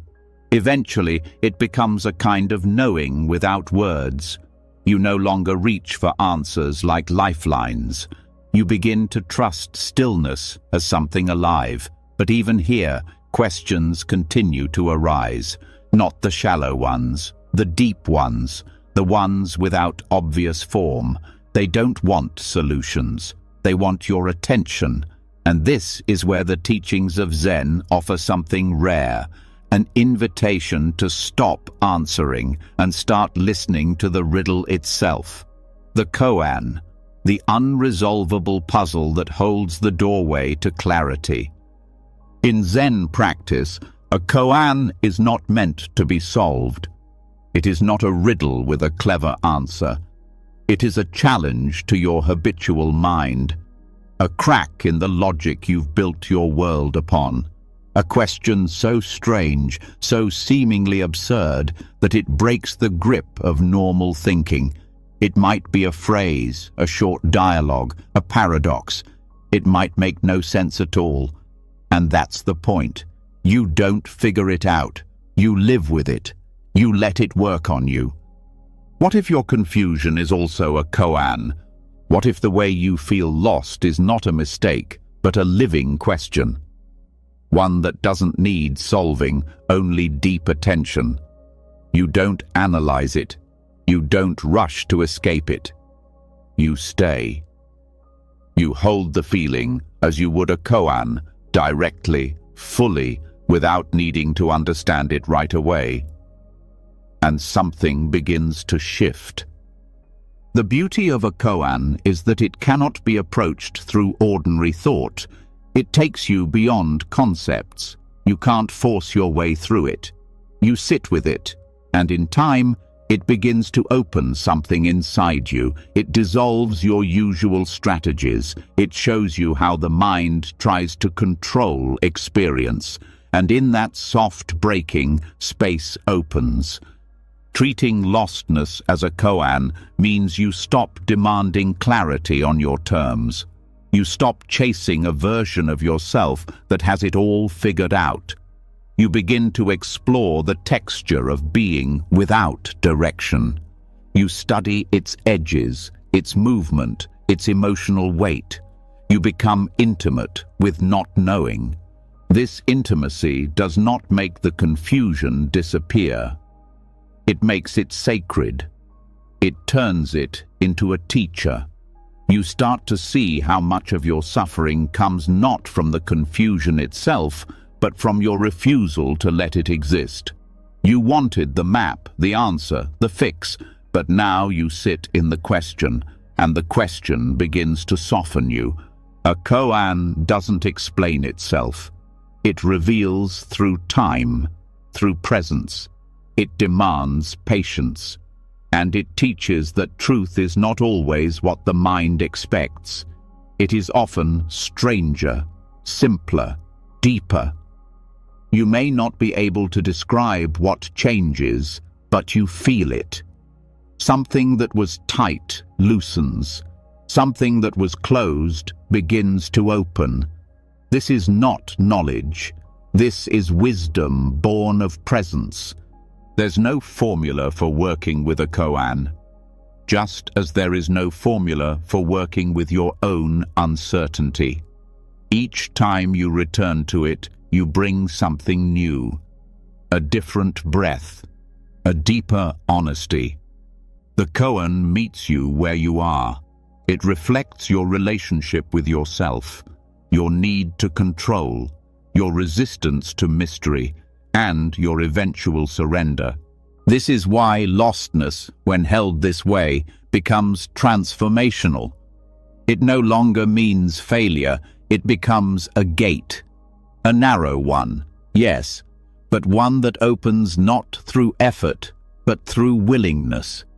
You begin to walk differently, not by pushing forward, but by leaning inward, listening more, speaking less, trusting what you feel more than what you can explain.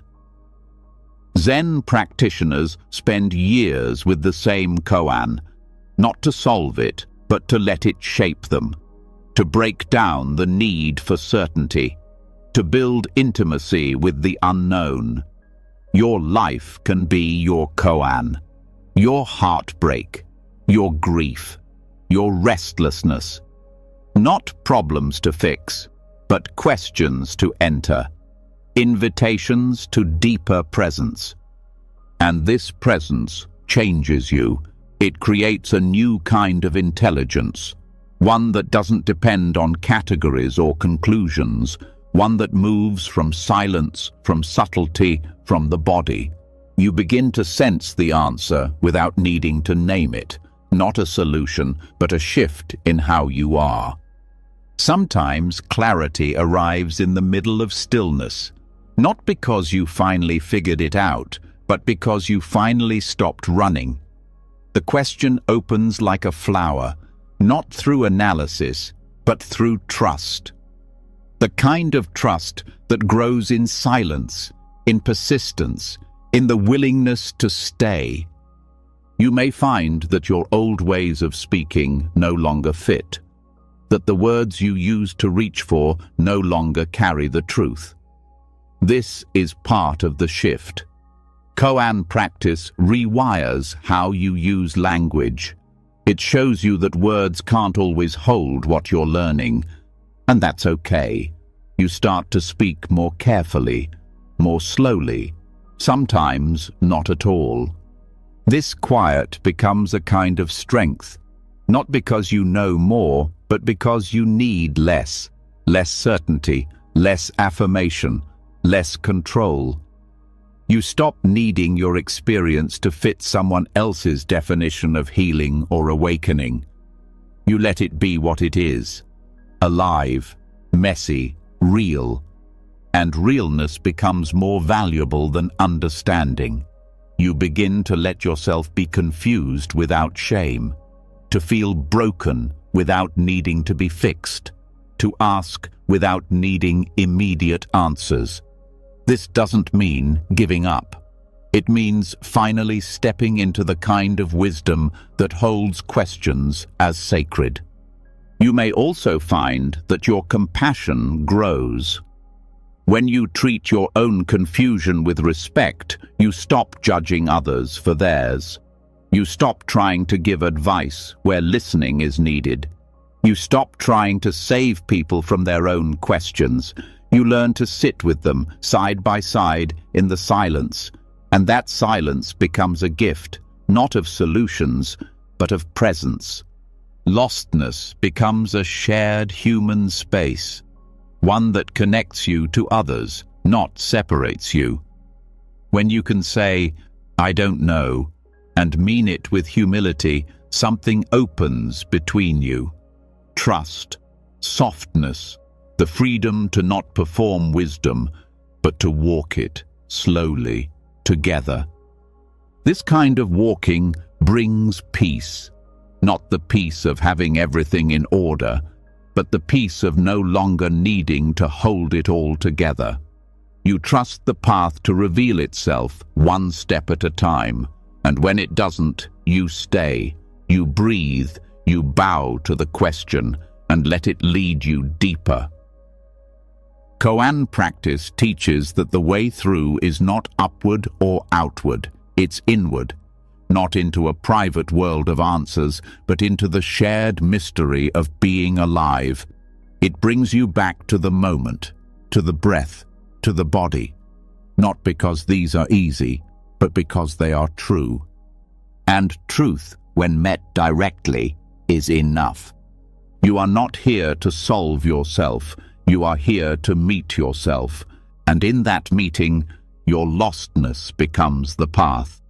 Your question becomes your companion, and your silence becomes your teacher. Sitting with the unanswerable, you begin to realize that not all questions are meant to disappear. Some are meant to accompany you. You carry them not as burdens, but as lanterns, quietly lighting your path as you walk through the fog. This way of being brings a strange comfort, but it also brings a new challenge. When you stop grasping for certainty, another habit can appear, swinging between extremes. On one side, despair, believing nothing matters. On the other, control, believing everything must be fixed. Between these two, the Dharma offers another possibility. Not avoidance, not over-effort, but a middle way. This path asks something deeper than reaction. It calls for balance, not just in action, but in attitude. Not a shallow balance that seeks comfort, but a wise balance that understands the cost of extremes. Despair is heavy. It tells you there's no point in continuing. It whispers that effort is wasted, that nothing will change. It numbs, it isolates, it makes your life feel like a closed loop. And yet, its presence is understandable. when growth feels slow, when pain keeps returning, when clarity stays just out of reach, despair can feel honest. Control is just as heavy, though it hides beneath effort. It looks like motivation, discipline, focus. But beneath it, there's fear, a refusal to allow uncertainty, a constant tweaking of the self. Always reading more, meditating more, correcting more, trying to manage every mood, every thought, every outcome. It wears the mask of progress, but it often comes from the same place as despair. The fear that you are not enough as you are. The middle way is not a compromise. It's not 50% effort and 50% surrender. It's a shift in how you relate to both. It sees that life includes effort, and it also includes letting go. It sees that not all pain must be solved, and not all growth comes from pushing. The middle way is alive. It moves, it adjusts, it responds to each moment instead of reacting from habit. To live this way means noticing your patterns without punishing them. When you lean toward despair, you don't have to argue with it. You recognize its voice, you feel its weight, but you don't let it decide your next move. You breathe, and you remember that just because the future is unclear doesn't mean it's hopeless. You do one small thing that keeps the door open. That could be rest. That could be asking for help. That could be making tea. The point is, you don't let despair close your life. When you lean toward control, you also pause. You notice the tension in your body, the urgency in your thoughts. You ask, what am I afraid will happen if I stop trying so hard? You listen to the answer, and often it's something tender, a fear of being unloved, unworthy, unseen. Control is not the enemy. It's a reaction to pain, but it cannot heal the pain it's trying to avoid. The middle way honors the truth of suffering without making it your identity. It allows space for joy without demanding that joy prove anything. It lets you care deeply without needing to manage the outcome. This balance is not static. It's felt. Sometimes you'll lean a little too far in one direction. That's okay. Balance is not about perfection. It's about returning. Spiritual bypassing happens when you use teachings to avoid feeling. You say everything is impermanent, so you don't grieve. You say everything is perfect, so you ignore injustice. You call something karma, so you don't look at your own part. These statements may have truth in them, but when used to bypass, they cut you off from the human experience they are meant to illuminate. The middle way doesn't deny impermanence. It lets you feel the pain of loss while knowing it will pass. It doesn't demand emotional neutrality. It allows heartbreak to be fully present without defining you. Obsessive self-fixing happens when you make yourself a constant project. When every thought must be purified, every emotion tracked, every mistake analyzed. Growth becomes pressure, practice becomes performance, and stillness becomes something you never quite reach. The middle way sees the value of effort, but it knows that real change doesn't come from self-punishment. It comes from care, from clarity, from consistency without cruelty. This balance allows for healing. It makes room for your contradictions. You are not always wise. You are not always kind. But you are here, showing up, learning, and that is enough. The middle way does not ask for a perfect self. It asks for presence. It trusts that presence itself is what changes you over time. Living this way means holding space for complexity. You can believe in growth and still feel tired. You can know things are working and still cry when it's hard. You can feel peace and still make mistakes. Nothing has to cancel anything else. The middle way doesn't force either or. It holds both and. This path also transforms how you support others. You stop trying to fix their sadness with advice. You stop rushing them toward acceptance before they've had time to feel their grief. You begin to trust that their process, like yours, has its own rhythm. You walk beside them, not in front. You offer listening instead of lessons. And often, that's what truly helps. In your own life, this balance becomes a daily rhythm. You notice when you're pushing too hard. You notice when you've stopped trying at all. You adjust, you rest, you act, you reflect. You ask for feedback. You turn inward. You reconnect. You allow rest without shame. You allow action without needing it to be perfect. Slowly, the middle way becomes not just a concept, but a living relationship with life. This relationship deepens your self-trust. You stop fearing every setback. You start seeing your patterns without panic. You know that confusion is not failure, it's part of the path. That relapse doesn't mean you're broken, it means you're human. And that insight doesn't mean you're done, it means you're evolving. You stop needing to constantly prove your worth. The middle way shows you that worth isn't something you earn, it's something you remember. And every time you return to presence, to balance, to care, that memory becomes stronger. Even your spiritual practice changes. It becomes less about reaching some final state and more about being with yourself exactly as you are. Meditation is not about escaping thoughts, but about meeting them. Ritual is not about control, but about connection. Study is not about gathering knowledge, but about deepening wisdom. And life itself becomes the practice, each moment an invitation to return to balance. You start to notice that peace isn't somewhere else.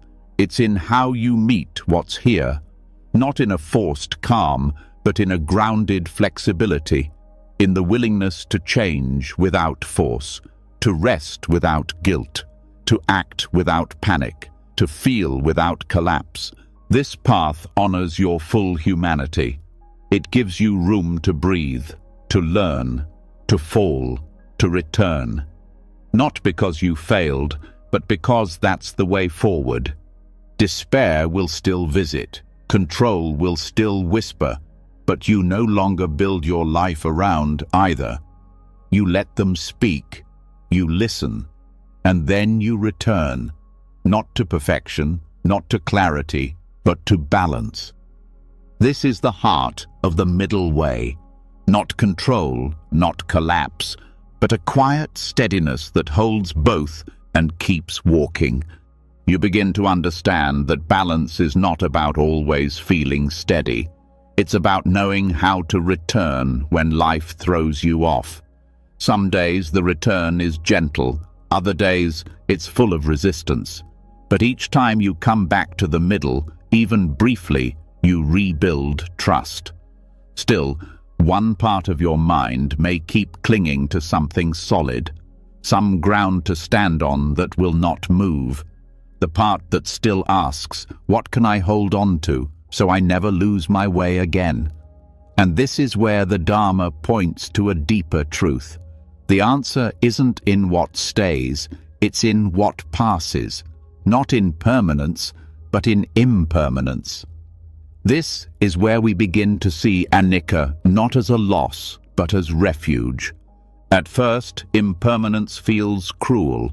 You grow and it fades. You love and it ends. You find clarity and it slips away. It can seem like nothing is safe, nothing will last, nothing will stay whole. But as your perspective softens, you start to see that the very nature of change is also what makes freedom possible. If nothing stayed the same forever, then neither will your pain, neither will confusion, neither will this sense of being stuck. That which arises must also pass, and this truth, when deeply understood, becomes a comfort like no other. Impermanence is not just a law of the universe, it is a doorway to release. It means no feeling defines you, no experience traps you, no identity is final. The moment you realize everything is changing, you stop expecting life to hold still for you, and this opens space not for despair, but for peace.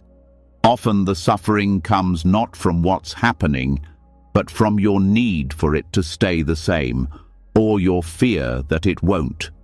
You want happiness to last. You want grief to end quickly. You want to know where you're going, and you want it to unfold exactly as planned. But when you live this way, you're constantly disappointed, because the truth of life is movement. And the more you resist it, the more it hurts. Accepting impermanence isn't about liking change, it's about seeing the cost of clinging.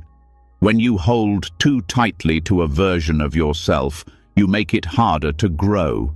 When you try to preserve a relationship exactly as it was, you miss what it could become. When you grip a belief out of fear, you stop learning. Change is not the enemy, it is the current that carries everything forward. This current is not chaotic, it has its own rhythm. Seasons turn, moods shift, thoughts rise and fall. Nothing stays static, and this is not a problem. It is life's way of renewing itself. You don't need to stop the movement.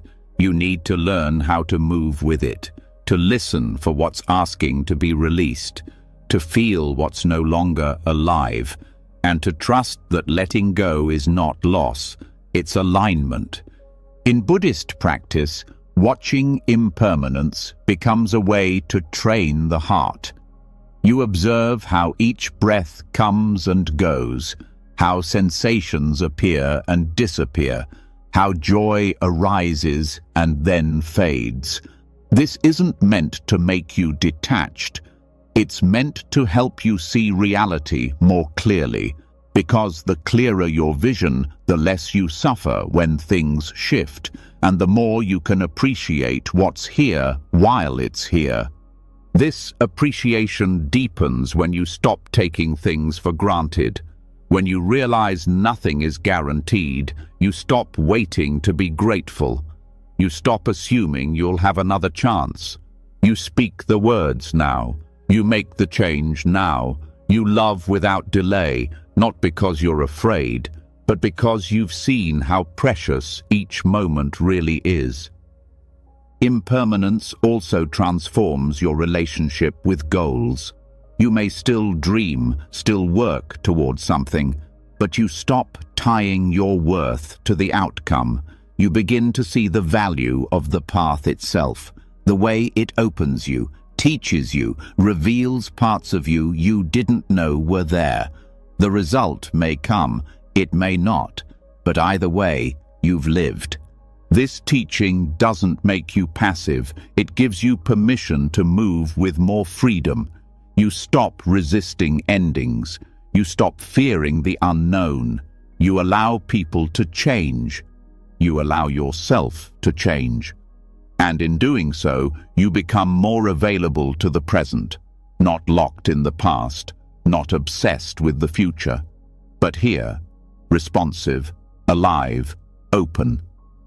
When you experience deep pain, the truth of impermanence becomes vital, because even the heaviest emotions shift. No grief is frozen, no fear is permanent. The process may be slow, uneven, unpredictable, but the truth remains, everything moves. When you remember this, you gain the strength to sit through what you once thought would break you. This also changes how you relate to pleasure. You don't cling to it. You don't try to stretch it beyond its natural life. You feel it fully, knowing it will pass. And this makes it more beautiful, more honest. You stop turning joy into a contract. You meet it like a guest, welcome, precious, temporary. And when it leaves, you don't collapse. You bow. Even your sense of direction is not immune to change. You may think you know where you're going, but life reveals new layers, unexpected openings, sudden shifts. What seemed clear yesterday may blur today. This isn't failure, it's unfolding, and when you allow your path to be organic, you become more resilient. You stop demanding consistency. You start trusting adaptability.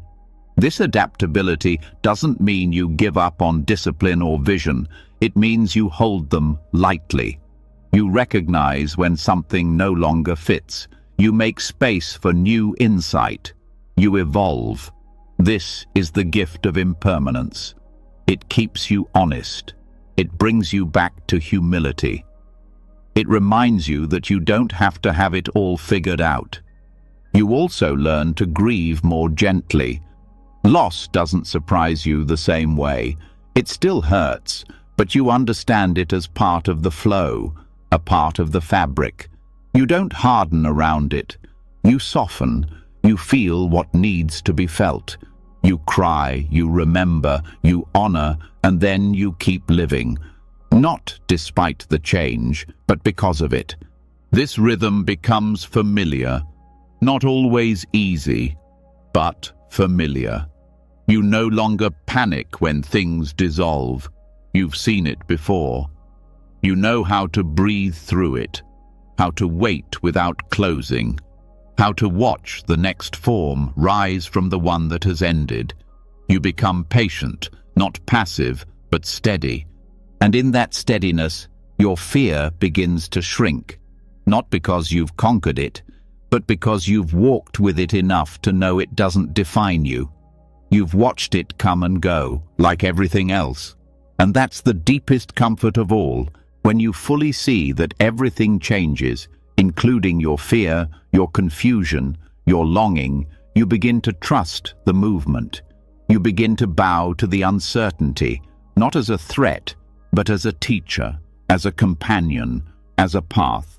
Anicca is not something to believe in. It's something to witness, again and again, until the mind stops fighting, until the heart begins to open, until the body relaxes into the truth that nothing is stuck, not even you. So you keep walking, you keep breathing, you let things come and go, not because it's easy, but because it's real. And in what is real, you are already held.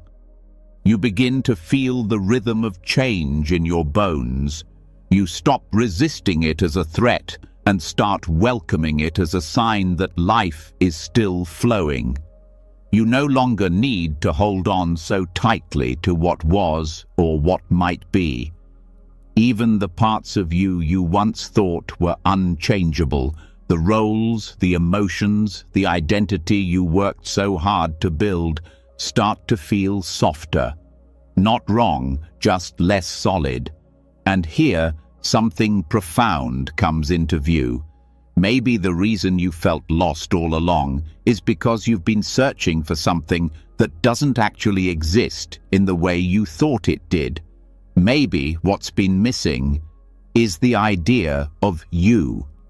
This is the doorway into the teaching of anatta, non-self, a concept that shakes the foundation of everything the ego believes to be true.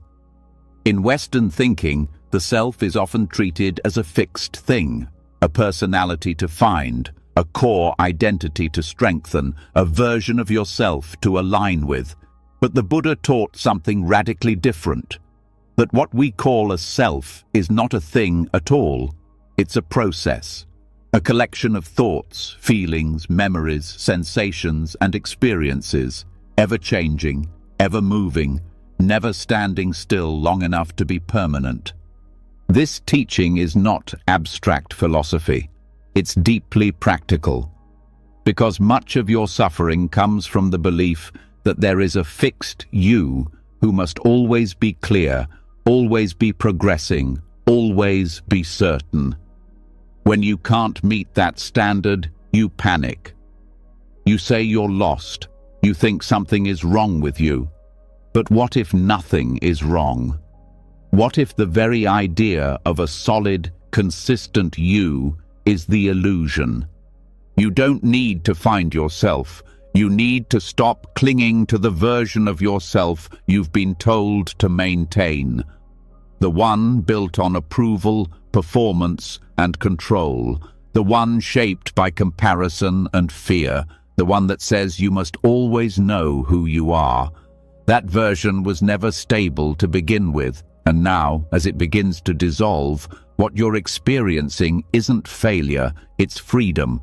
The freedom of anatta is not about erasing your uniqueness. It's about releasing the pressure to turn that uniqueness into a rigid structure. You can still feel preferences, experience emotions, have memories and dreams, but you stop identifying with them as permanent. You see them as arising conditions, shaped by causes, changing moment by moment.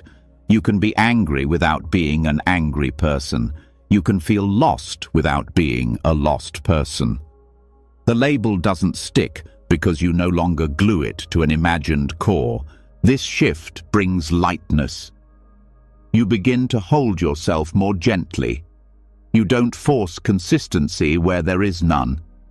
You allow your humanity to be dynamic. You stop saying, "This is just how I am," and start asking, "What is arising now?" Your identity becomes less of a cage and more of a mirror, something that reflects what's here, not something that defines what must be. This new relationship with identity also changes how you see others.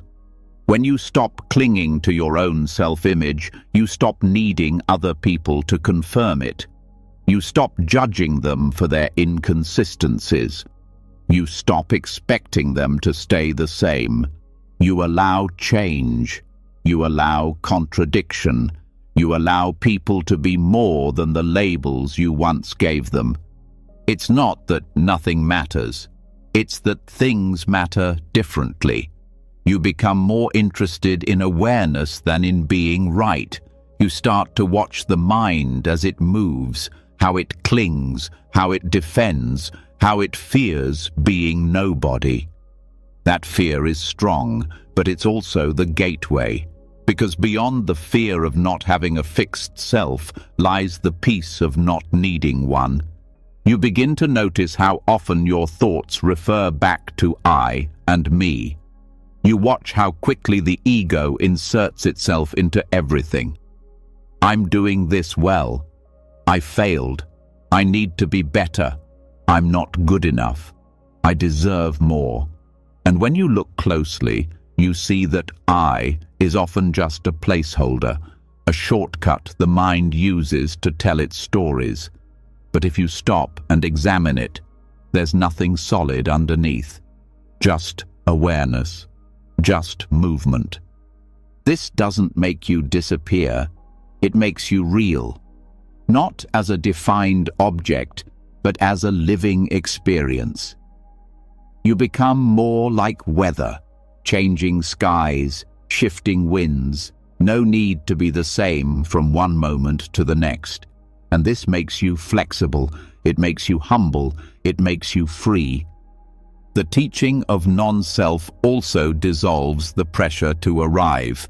You stop trying to become someone once and for all. You understand that life is not a project to complete. It's a dance, an unfolding, a series of moments in which you participate but don't control.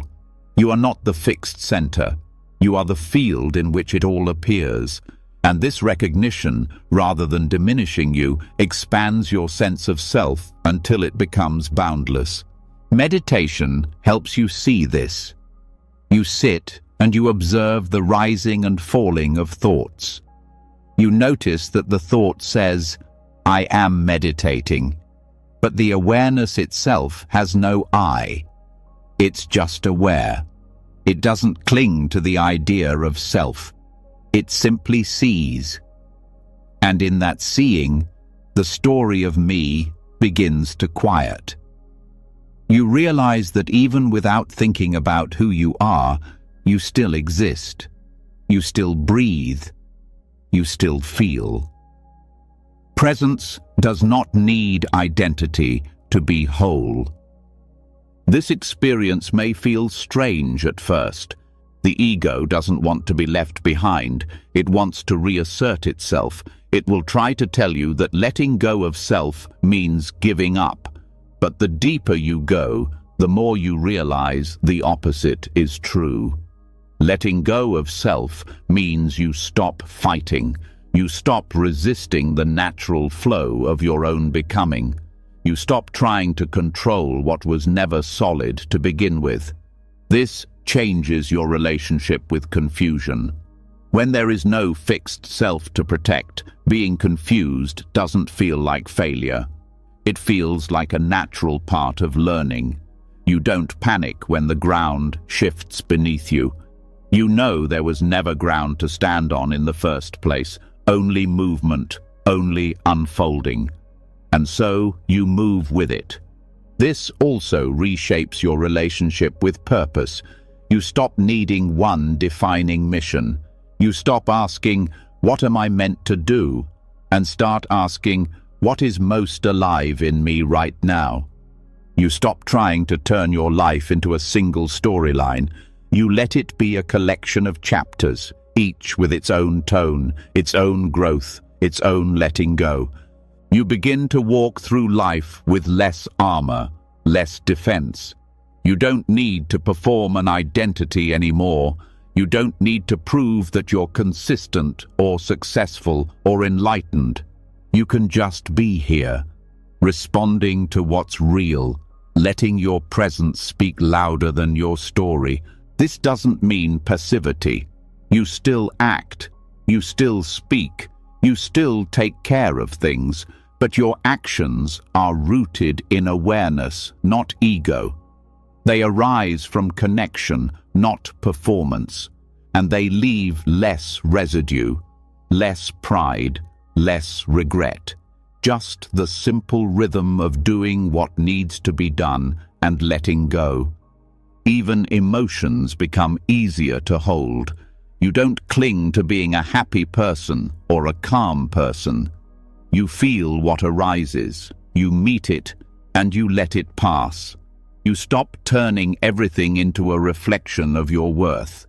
You are no longer measured by the highs and lows. You are the sky beneath them. And this spaciousness grows. It begins to inform your relationships, your creativity, your sense of time. You feel less rushed, less reactive, less trapped by roles. You are not here to be someone. You are here to be awake, and that is more than enough. The idea of finding yourself begins to feel less urgent, less interesting. You realize you were never missing. You were just mistaking the costume for the character, the voice for the awareness, the story for the truth.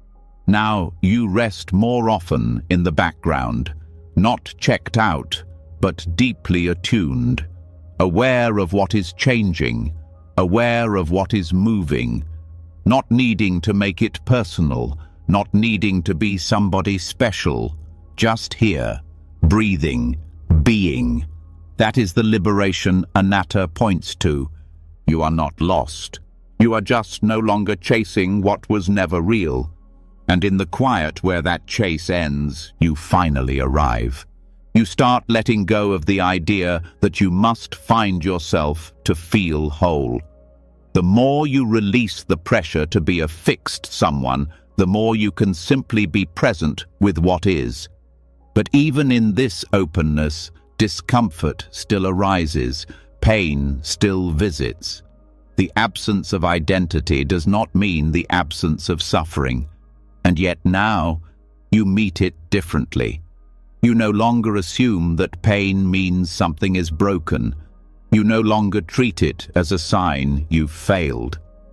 You begin to wonder, what if suffering isn't your enemy at all? What if it's trying to show you something you've been unwilling to see? This is the truth behind dukkha.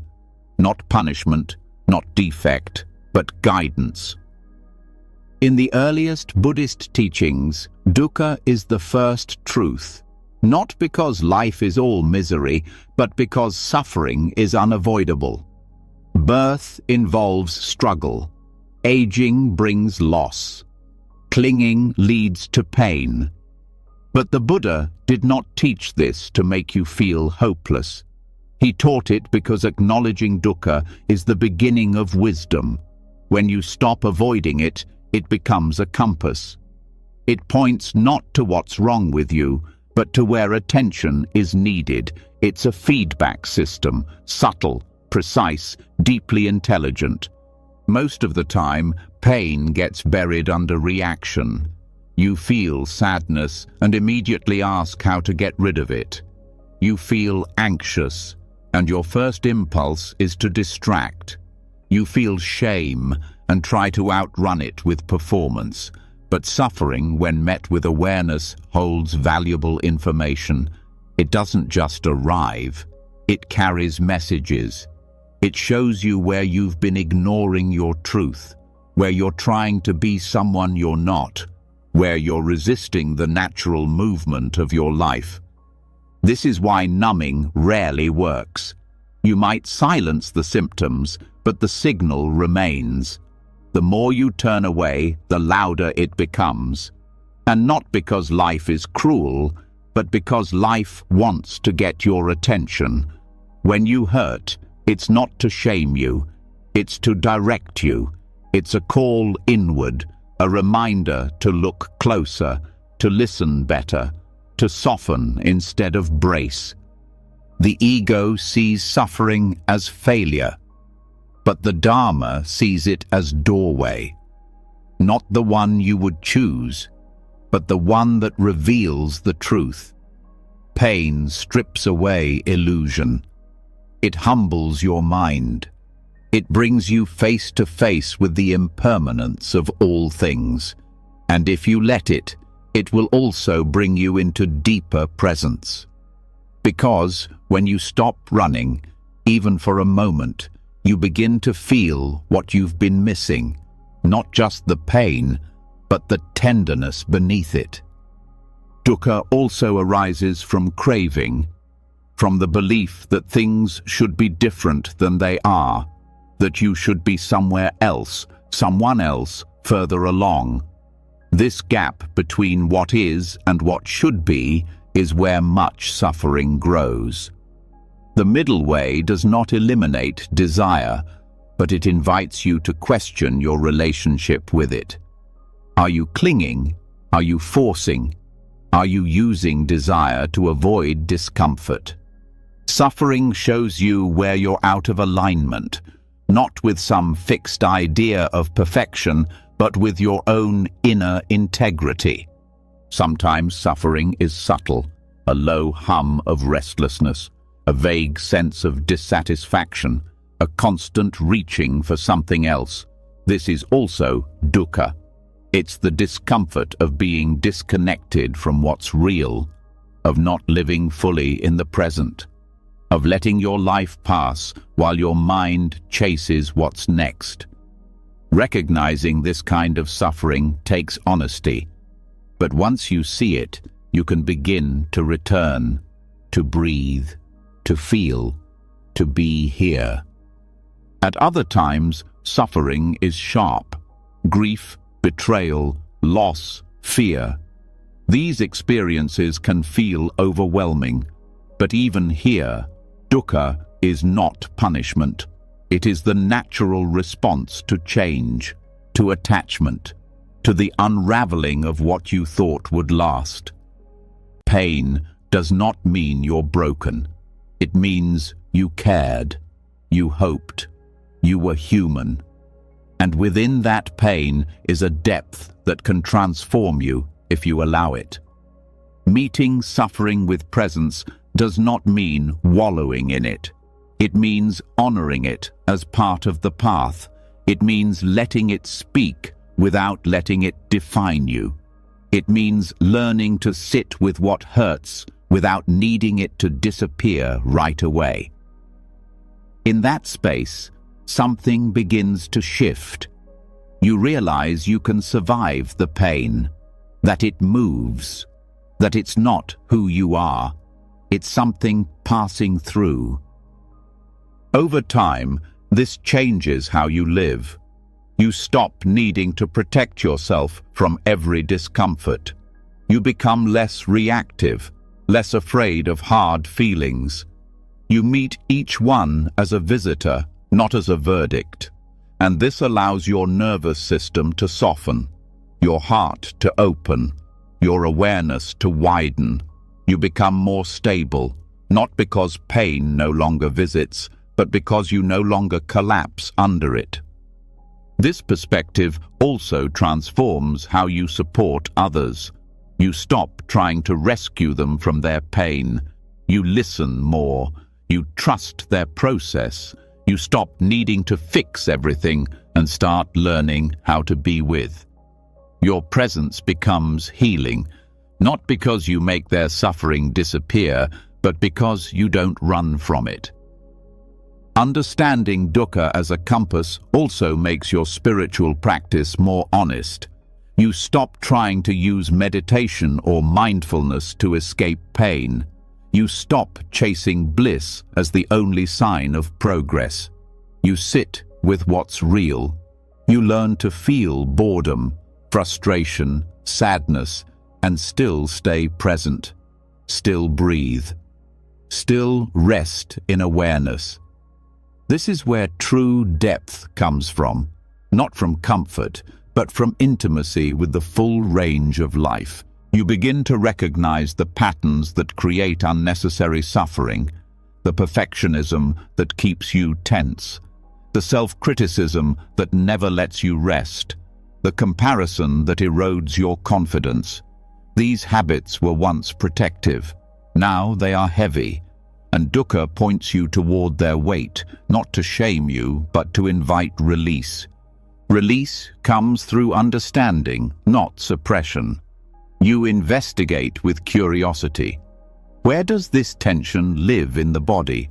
What thought is underneath it? What fear is unspoken?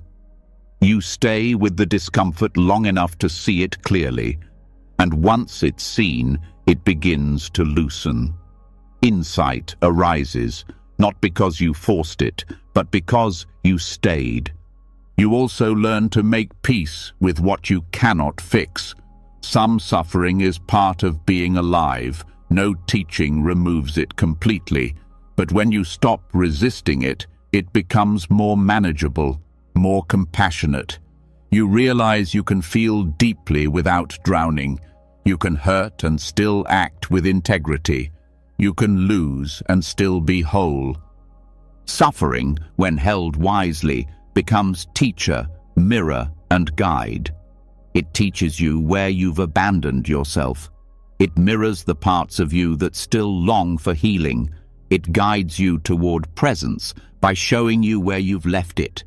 It humbles you, refines you, and softens your edges until what remains is true. This truth isn't abstract, it's embodied. You walk differently. You listen differently. You stop needing everything to be smooth. You start appreciating the texture of life, the cracks, the shadows, the beauty that arises when you no longer run. Even your definition of happiness begins to change. It becomes less about pleasure and more about depth. Less about escape and more about connection. When you welcome dukkha as feedback, You stop fearing your emotions. You start to trust them, not because they are always correct, but because they are always meaningful. They are signals, invitations, openings. Even in their messiness, they carry wisdom. And as you move forward, you begin to thank your pain. Not because it felt good, but because it woke you up. It pointed you back to the parts of yourself you forgot. It showed you what mattered. It taught you how to stay. You stop needing life to be easy. You ask instead that it be real. You stop asking for comfort alone. You ask to be present, to be honest, to be free, not from pain, but within it. And in that freedom, you no longer see suffering as the end. You see it as a sign, a turning point, a quiet invitation to return to what matters. And this time you answer, with presence, with breath, with a heart open enough to feel it all. After allowing suffering to guide you instead of defeating you, something begins to change. You no longer brace against difficulty. You listen, you feel, you let pain point you back toward what matters. But once you've learned to sit with discomfort, a deeper question often appears. If I no longer need to chase comfort or escape pain, how do I move forward? If there's no fixed identity, no solid ground, no final answer, how do I walk through life? This is where the teachings of the Thai forest tradition offer their quiet wisdom. They remind us, sometimes the path is not a straight line. Sometimes we find the deepest clarity by wandering. The forest monks of Thailand live this truth, not as theory, but as practice. They don't hide from the world, but step into the wilderness with no map. They take the teachings into the forest, into solitude, into the unknown, not to escape the world, but to see it more clearly. They walk without plans, trusting that the journey itself will shape the understanding. They let nature become their teacher, not through explanations, but through silence, through rhythm, through simplicity. Their lives show that wandering doesn't mean being lost. It can mean listening more deeply than ever before. This way of practice is rooted in renunciation, but not of joy. It's a renunciation of distraction, of excess, of the false security that comes from controlling every detail. When you strip away what is not essential, what remains is direct contact with life, with breath, with hunger, with the sound of insects at night, with the uncertainty of weather, with your own mind, unguarded and unfiltered. And in that rawness, something ancient wakes up. A kind of knowing that doesn't need to be spoken. The wandering monks teach us that stillness and movement are not opposites. You can be in constant motion and still be centered. You can be without a home and still be grounded. The path is not always about arriving. Sometimes it's about becoming attuned to each step. Each footfall becomes part of the meditation. Each encounter, a mirror. Each moment of discomfort, a lesson. This form of wandering demands presence. When you don't know where you'll sleep tonight, you pay attention to what's here now. When your belongings fit into a single bag, your priorities shift. You learn to need less, to carry less, to think less, and in that lightness you find space for something deeper than convenience. You find space for the truth. The Thai forest masters, like Ajahn Chah and Ajahn Mun, didn't teach by giving fixed answers. They lived the questions. They spoke of training the mind the way one trains the body, through repetition, patience, simplicity. Their teachings were direct, rooted in experience, not abstract ideas, but living insights that came from walking, observing, sitting, and returning again and again to the breath. These monks show that practice is not confined to a cushion. It's in how you walk, how you eat, how you respond to difficulty. Wandering doesn't mean aimlessness. It means carrying your intention with you wherever you go. It means letting your commitment to awareness travel with you through the forest, through the heat, through hunger, through loneliness. Every part of the journey becomes part of the path. This way of moving through life invites a different relationship with uncertainty. When you no longer need to know what comes next, you become more available to what is. The forest monks don't demand clarity before they begin walking. They walk, and the clarity comes through the walking. You can live this way too, not needing to solve everything, trusting that staying present, even in confusion, is its own kind of purpose. The forest teaches this through contrast. You feel the sharpness of discomfort. You feel the peace of still mornings. You learn from cold nights and aching feet, from the simplicity of a bowl of rice, from the echo of your thoughts in the absence of distraction. The forest mirrors your mind. If you are scattered, it reflects that back to you. If you are calm, it holds you. It doesn't flatter, it reveals. And this revealing is the gift. Because what gets uncovered is not always pretty, but it's true. You see your fear, your pride, your craving. You see how easily the mind jumps, resists, clings. But you also see what is beneath all of that. The part of you that watches, that breathes, that doesn't need fixing, that is simply aware. This kind of wandering doesn't only happen in forests, it happens in the inner life. When you step away from your normal routine, when you enter unfamiliar emotional landscapes, when you stop clinging to what's familiar, you can walk through your day like a monk walks through the trees, alert, present, unburdened by expectation. Your home becomes a forest when you approach it with awareness. The discipline of this path is quiet. It's in not rushing, in not grabbing for stimulation, in not filling the silence with noise.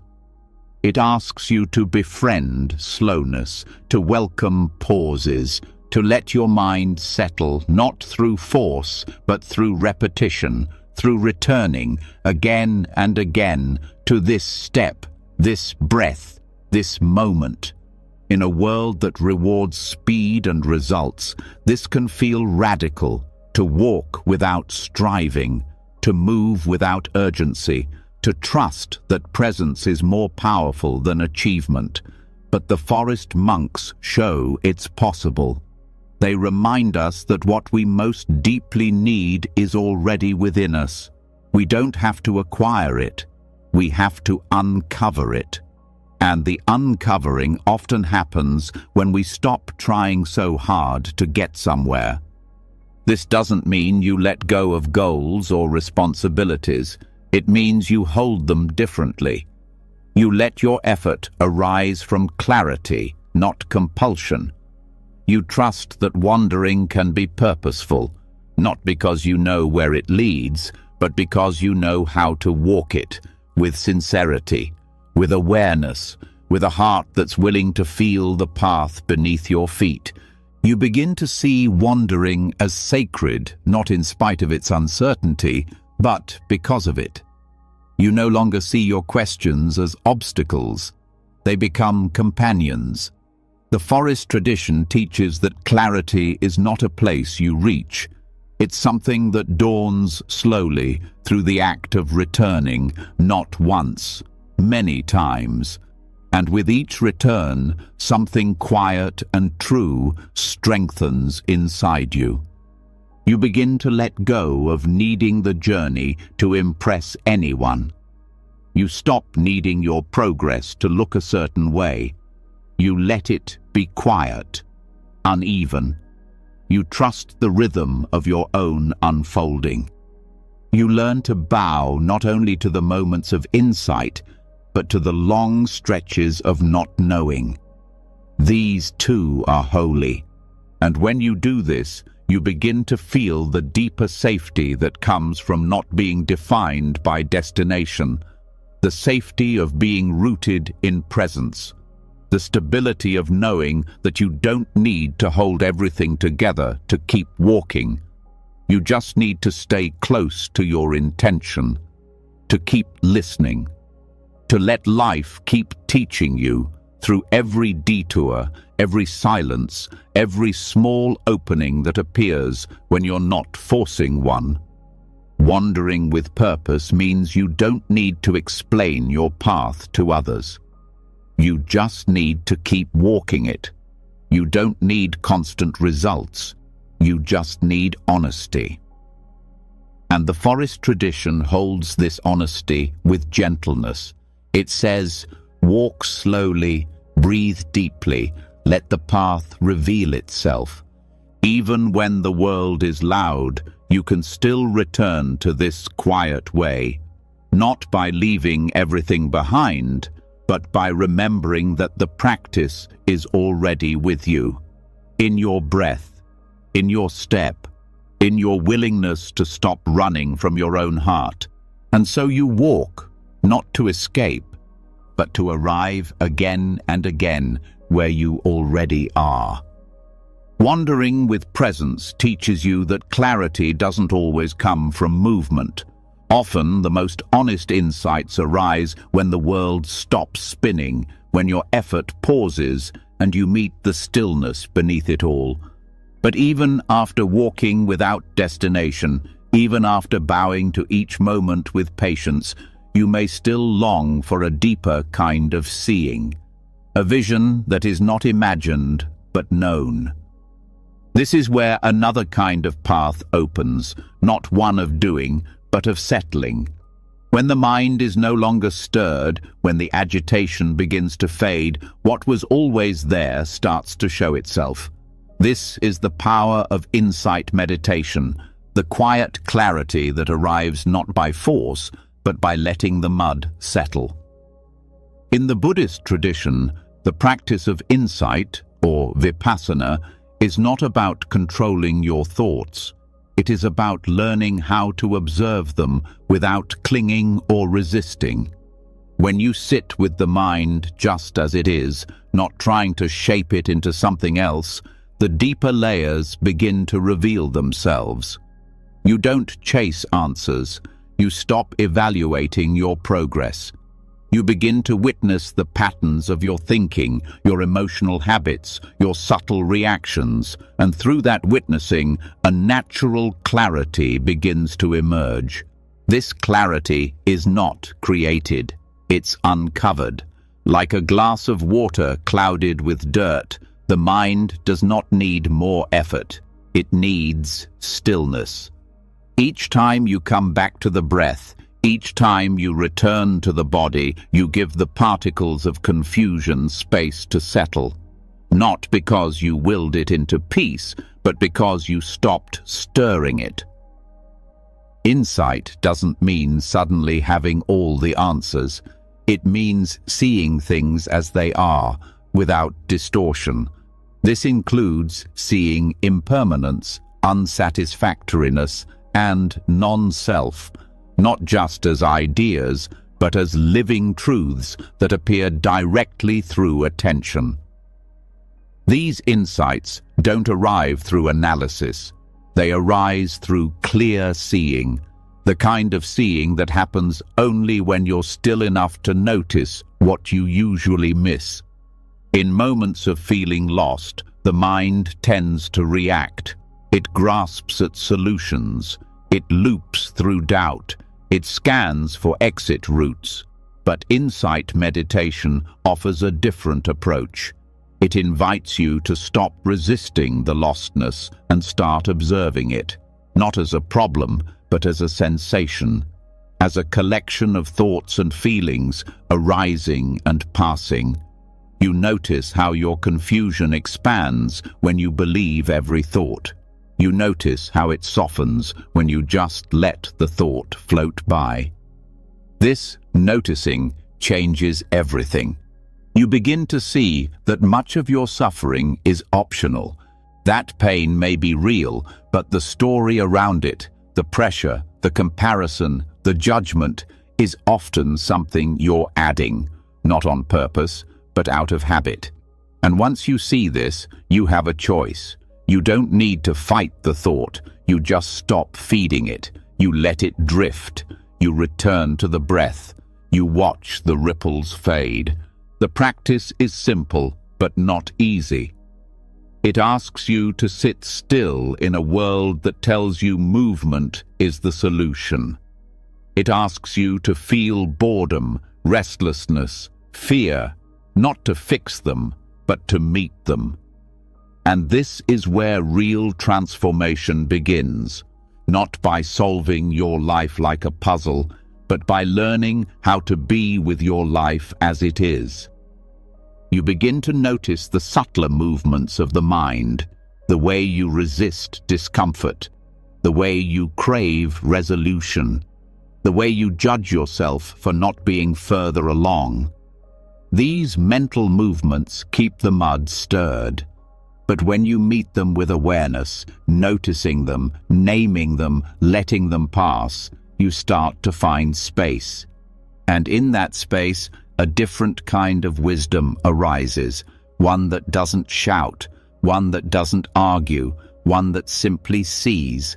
You see how quickly your thoughts shift, how sensations arise and fade, how the story of "I am lost" is just another thought, and not a very reliable one.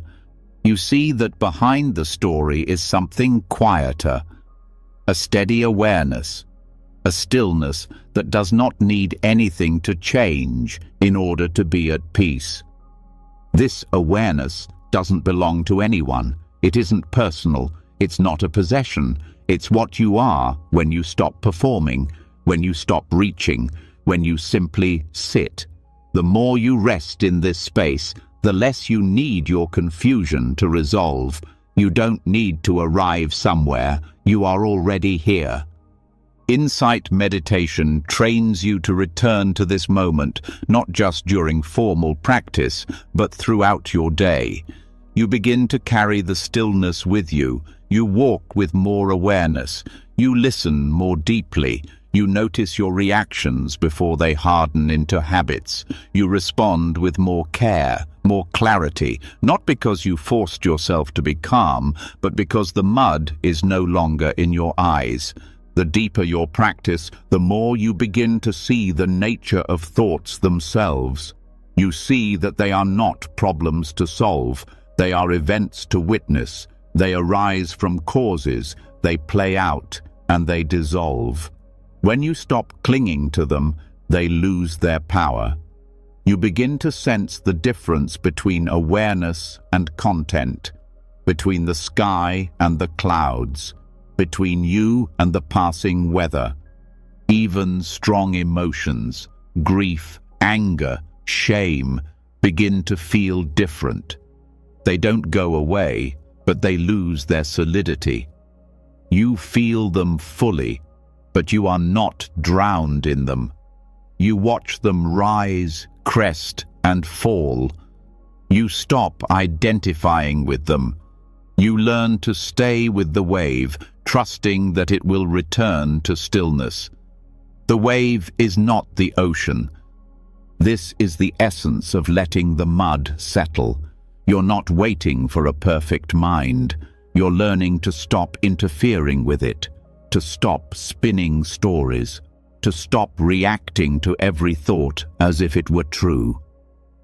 You learn to pause, to breathe, to look with clarity, and not take everything so personally. This clarity changes how you relate to confusion. You stop needing it to go away.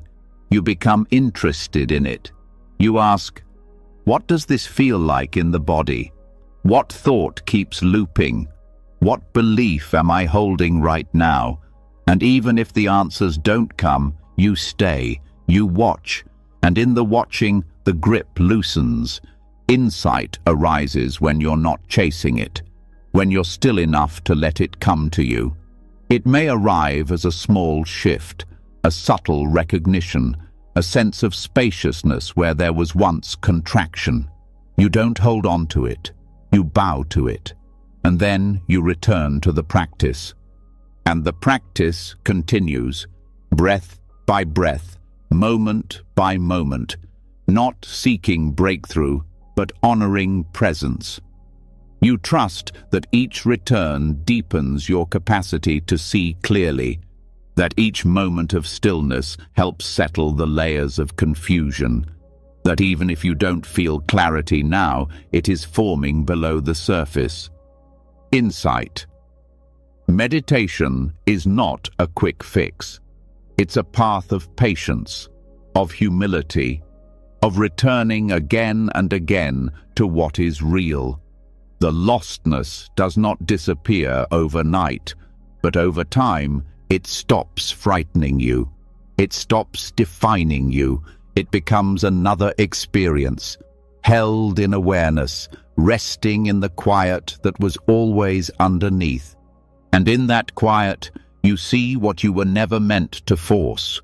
You feel what you once tried to outrun. You become the stillness that lets it all unfold, and in that stillness, you finally see. So here you are, still, breathing, after everything. After wandering through the forests of doubt, the silence of not knowing, the fire of letting go, you're still here. And maybe that's the most important truth of all. You never needed to have it all figured out. You just needed to stop running from the questions. You've now seen that feeling lost isn't a flaw, it's a path. The beginner's mind is fertile. Confusion is a koan. Suffering is not punishment, but a compass. Emptiness isn't void, it's space. Every piece you thought was falling apart was actually falling into place, not because you controlled it, but because you allowed it. You let the mud settle. You stepped out of the burning house. You welcomed your demons. You trusted the silence. You let the old identity dissolve. And in that sacred unraveling, you touched something real. So, if you're lying there now, still unsure, still open, still breathing, that's enough. That's everything. You're not broken, you're becoming. And when you're ready, share something below. Not to prove anything, but to mark your presence. Maybe one word, maybe one sentence. What part of this teaching stayed with you? What did you feel? Let that comment be your own kind of breadcrumb for someone else who feels lost and might see themselves in your voice. And if you want more journeys like this, more teachings that hold you gently while helping you see clearly, subscribe. This space is for you, for your breath, your becoming, your quiet return. Now sleep well, let the teachings carry you, you're already home.